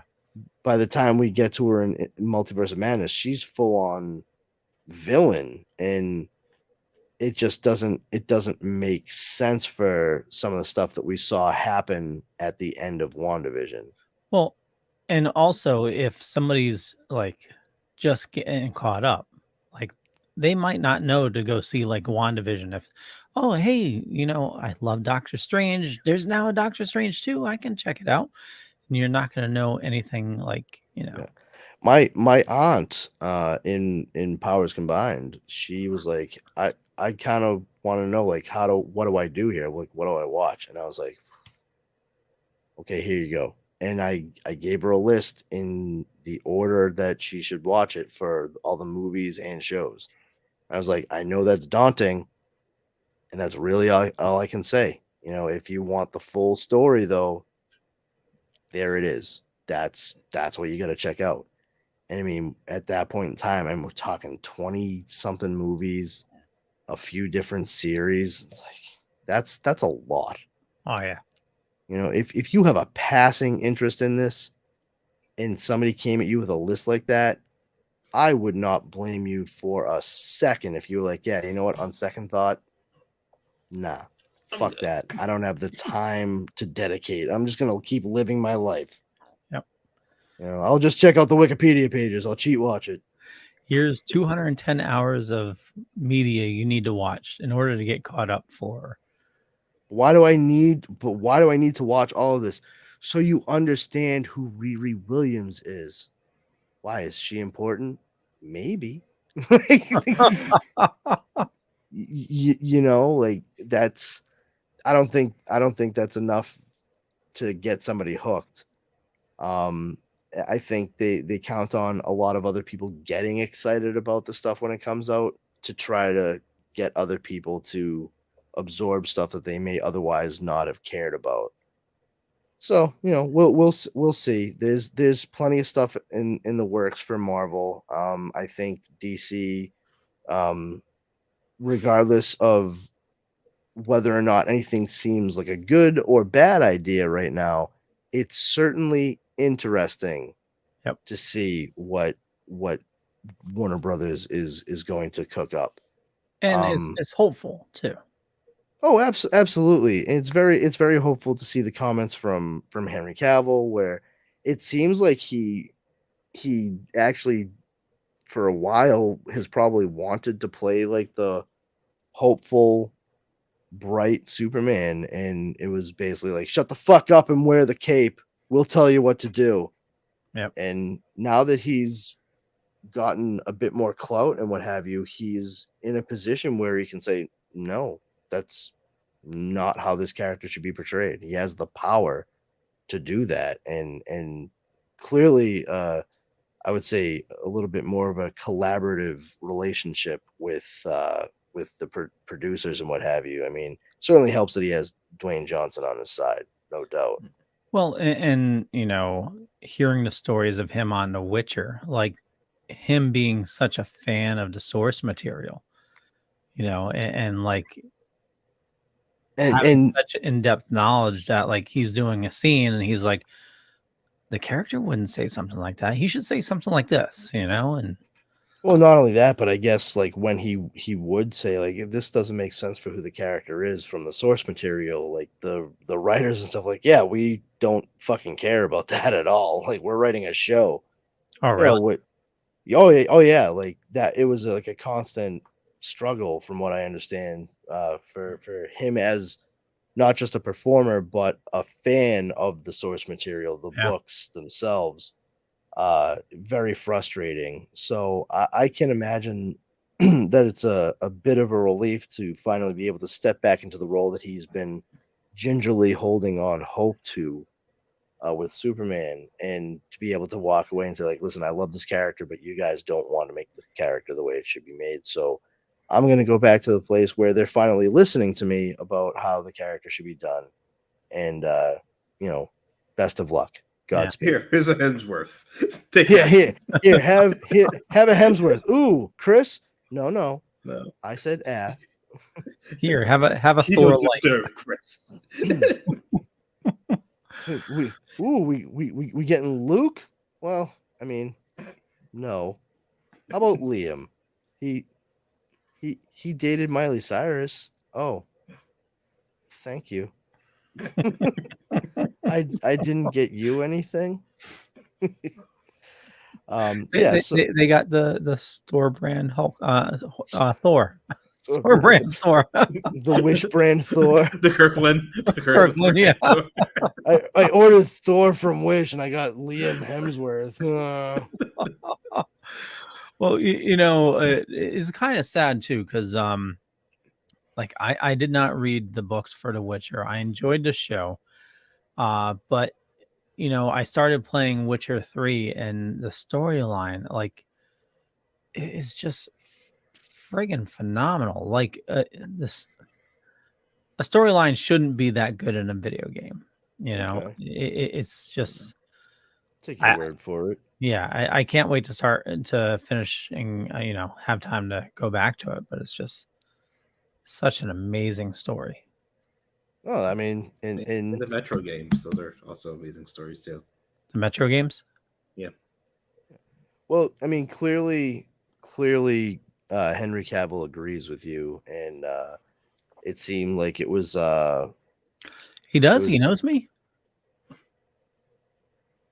Well, I mean, I certainly said he agrees with you. I don't think I said anything about him knowing you, or he shares the same sentiment.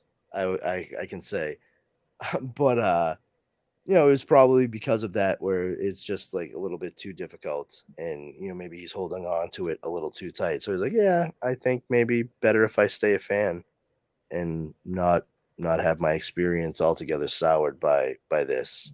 Okay. And now we wait to see what he shows us next and all that jazz. And we'll wait to see what Sony does soon with some of their stuff. Not that it has anything to do with DC, but we're seeing all kinds of stuff popping up now between shared characters again. Because Kingpin, dun dun dun. Yeah, everyone, he's actually a Spider-Man villain. Yeah. And the agreement for when Sony purchased the film rights to Spider-Man was they get the film rights to all of the characters from Spider-Man. Kingpin would be one of them. Wait, back up. Say that again. Kingpin, Spider-Man. Kingpin. When Marvel bought? When Sony. Oh, Sony. When Sony bought all the film rights to Spider-Man, they got the film rights for all of the characters from Spider-Man. And Kingpin is a Spider-Man villain. So we're not going to see Kingpin again? I don't know how it's going to pan out, but yeah, it's not great. I mean, if you slide Sony some money, they'll probably be all right. I mean, they have a business relationship now because of Spider-Man in the MCU. They'd be foolish at this point to not let the MCU just take Spider-Man, share in the profits, and allow them to utilize the character to the best of their ability, which I frankly am far more interested to see what the potential for a droplet of Black Symbiote left in the MCU is than any continuation of anything Sony is doing separate from the MCU. I have no desire, honestly, personally, I have no desire to see any continuation of the Venom movies or Morbius or anything like that. They can all get fucked. I cannot believe they're making a Madame Web movie. So fucking stupid. They just don't learn any lessons over at Sony. I don't understand them. It's so dumb. They tried already with the Amazing Spider-Man 2, and they went and made Morbius and made the same exact fucking mistake at the end of that movie.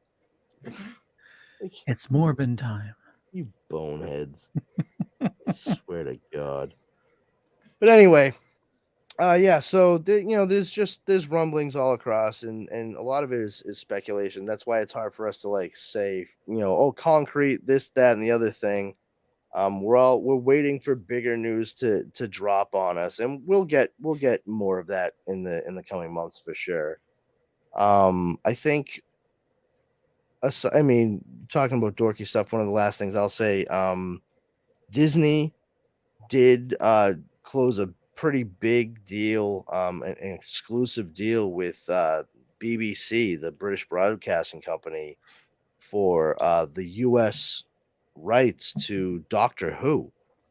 Oh yeah, yep. And That's crazy. the reports on that, and this Wait, is it legitimate. was Disney did? I thought it was Apple. Disney. Really? Disney Plus, man. And because of that, the budget for the seasons on Doctor Who have jumped up about what? From 40 to 50 million to up to $100 million now. Wow. So the quality of special effects and what have you for Doctor Who are likely to jump way up.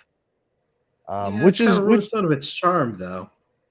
Well, I was going to say, which is going to be interesting because the show has relied primarily on its characterization and story. I hope that they are able to marry those two ideas together: the better special effects and the story itself, because it could go one way or the other, and you could be taken out of it because it's not written very well, or you could be taken out of it because like this is just a bit too polished for what Doctor Who is supposed to be. We'll find out. I'm interested to check it out because I like the actor who they have taking over the role. Who's going to be the Doctor? Oh my god, I can only remember his first name. It's Nkuti.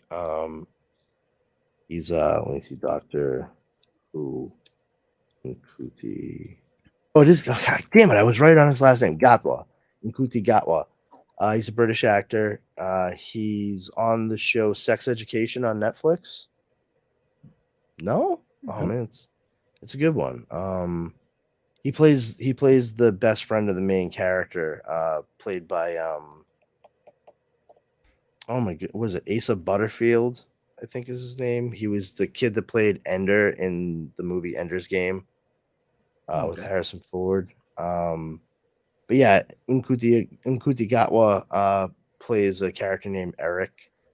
And they're all from the small town. Gillian Anderson plays the main character's mom in it. It's really good. What's her name from? Oh, she was just in Death on the Nile with Kenneth Branagh. She looks an awful lot like Margot Robbie. That's why they had her dye her hair dark in the show after the first couple of seasons.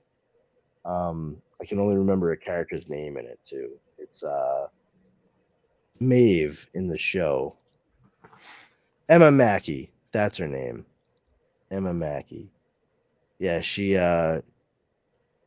plays like sort of the love interest of the main character in it. Yeah, let me see if I can open this up real good. It is kind of funny. Oh, that's such a small photo. Come on, guys, you're killing me. Let's see here. Oh, perfect. Open image in new tab. Oh, that's a nice big one here. Yeah, this is Emma Mackey in like the first the first like couple seasons, or the first season of Sex Education. Tell me she doesn't look like Margot Robbie. Yep. Yeah. People actually started like making the comparison like all the time. You can see like those, boom, like they could easily play sisters based on that look. But then they were like, yeah, no, you can stop dyeing your hair blonde, and they let her go back to dark hair, and it makes a world of difference. There's no mistaking that girl is not Margot Robbie at that point. But So if Disney takes over, well, if when takes over Doctor Who, They're not taking it over. They have exclusive rights in the U.S. okay, so does that mean that we'll see all the previous Doctor Who's on Disney?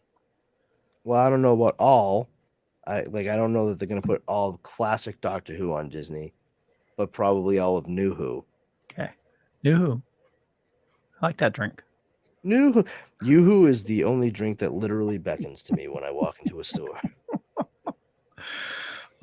So I could picture it now, though. Imagine like a Marvel-esque intro where instead of Marvel characters, it's going like through all the timelines of Doctor Who. I think that'd be pretty cool. I refuse to not at imagine all. that. Yeah, No? I do not want that in the least bit. No, I do not want Doctor Nope. Who to be anything close to what Marvel is. I'm not saying rip it off exactly, but just I'm saying don't even try to be like it at all. Let Doctor Who be Doctor Who. I mean, what would be lovely with the infusion of cash from this deal that the BBC has made with Disney is that you're able to see some grander scope Doctor Who stuff. Not to, like Yo-Yo said, you don't want it to lose any of its charm, but it can add some much needed credence to some of the bigger set pieces that they do try to attempt in Doctor Who. For example, when they have like large scale invasions, like when all the Cybermen drop down, or all Day of the Daleks kind of stuff. Like it'd be nice to have them all floating about London and what have you, and not have it look like these brought to you by the guys who make elves disappear on screens in basements since '93.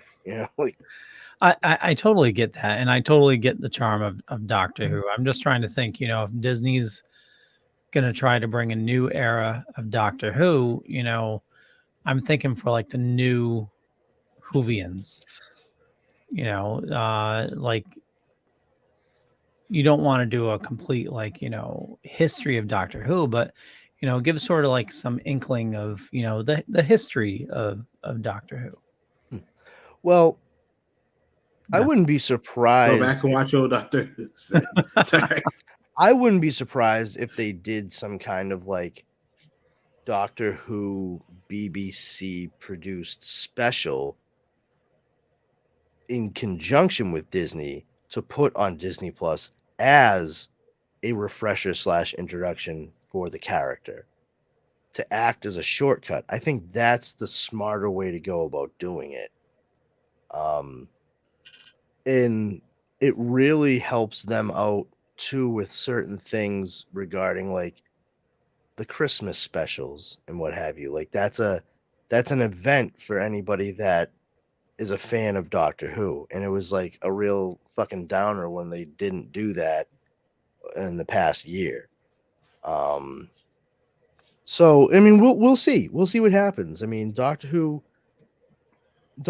runs dark sometimes, and my concern is that the BBC will try to keep from going too dark, which is unfortunate because I mean some of the best dark sci-fi comes out of Britain. That they might try to tamp it down because they want it to be more palatable for the audience over at Disney Plus. I don't think that benefits anybody at all. No, well, certainly not fans generally. I understand the bottom line might be affected for those folks that have more of a financial stake in it, but we'll see how it goes. I don't know. Like I said, I don't know how much of the 60 plus year history that they'll have available. But at the very least, I do think it's kind of exciting that, like you said, there might be new fans made for the character, and to see Doctor Who maybe become more popular in America because more people become aware of it due to its presence on Disney Plus. I'm for it, man. That's great. And it will be important for some of the special effects to really be a bit more effective because of those new fans. They can't come in 2022 not knowing much about Doctor Who and have it look like the first season when Christopher Eccleston took over for, when he started in New Who. And because personally, like, I'm not fickle when it comes to that kind of stuff, but I can't really, it's tough for me to go back and watch classic Who. It's so, if I feel like I'm watching masterpiece theater sometimes when I watch some of that older stuff. And like and it's a generational thing, certainly, because my uncles, who were only 10 and 12 years older than me, they loved running home to watch Doctor Who. They were a big fan of the Tom Baker Doctor Who and what have you. Like, makes perfect sense. And then you cut to several years later, and there I am, at 20 years old, and they restart Doctor Who, and I'm like, oh, what's this business? And I'm like, oh, hey, this is kind of neat. Oh, he's got a leather jacket. He's definitely like smarmy. I dig this guy. And like, oh, hey, wait a minute, that's the guy that's on Heroes as the Invisible Man. I get it now. And it's it made a big difference. And even now, looking back on some of those earlier seasons in New Who, where it goes from Christopher Eccleston to David Tennant, there are some things where it's like, you guys really were stretching your budget as far as you fucking could here. I mean, that was the aesthetics for a lot of the shows BBC's during that time. Like, oh god, there's one with dinosaurs, and I can't remember the name because that's gonna bother me. Oh man, a Doctor Who with dinosaurs, or no? There's a BBC show. Oh, okay. Because I Primeval. Yep. Okay. I know. Yeah. Jesus. Yeah. That one definitely does not look fantastic. But again, like during that time, like it fit that aesthetic during that time. I love that show personally. It did. No, you're 100% correct.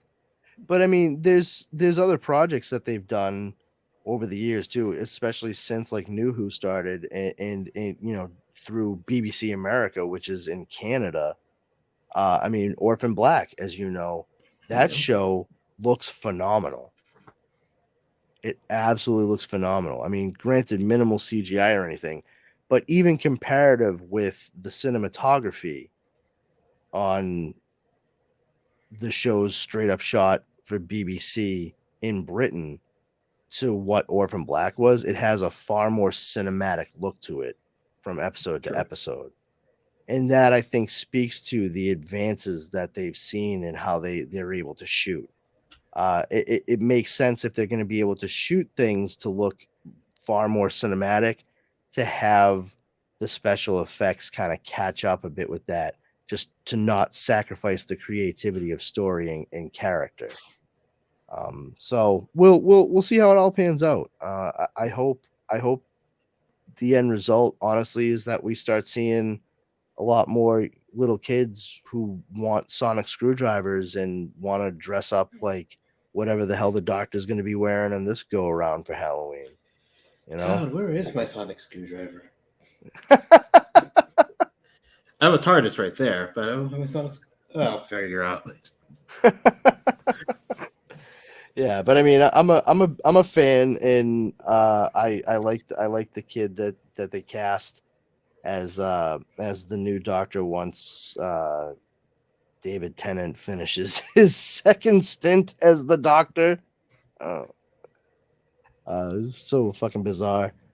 But yeah, so that's probably one of the biggest things that is concrete that we've seen happen across the board, is like a 60-year-old character just had a huge potential resurgence due to the fact that America is now going to be inundated with his adventures, with their adventures, once it hits the streaming platform. Which let's see what their approach is. Could be pretty cool. I'm certainly not going to begrudge any new fans from it. That's for sure, man. Like, it's sometimes not about the fact that you've been a fan for 20 years. It's about the fact that you want the next kid showing up to be a fan for the next 20 years. That's pretty important too. And maybe Marvel Studios could learn a couple lessons and figure out, like, oh, how have you kept this character going in live action stories for essentially 60 years? I mean, we'll say like 45 really, because it was off the air for a while, but still, that's nothing to sneeze at all. No. You know? But we've been going for a while now, and I know, totally. I think we've kind of reached the limit on what the week has been able to give us since last Wednesday. So you want to call it, Mr. Leo? We can do that. I was just looking up Doctor Who on BritBox. Of course you were. Well, I want to thank everybody for watching this fine evening. For me, just Google Leo Pond, but I run the Dorkening Podcast Network. We got a ton of shows on the network. There's a lot of awesome people doing a lot of awesome stuff. So head on over to thedorkening.com. You can find everything right there. And Mr. Yo-Yo. Yo Saint Laurent on Instagram. That's the only place you'll find me. Because, I don't do Twitter. I don't think anybody's going to be doing Twitter too much longer. Whatever you do, just wake him up before you go. He doesn't like it when you leave him hanging around like a yo-yo. So anyway, everyone, my friend Carrie, every time I hear that song, now I got to message her. Thanks.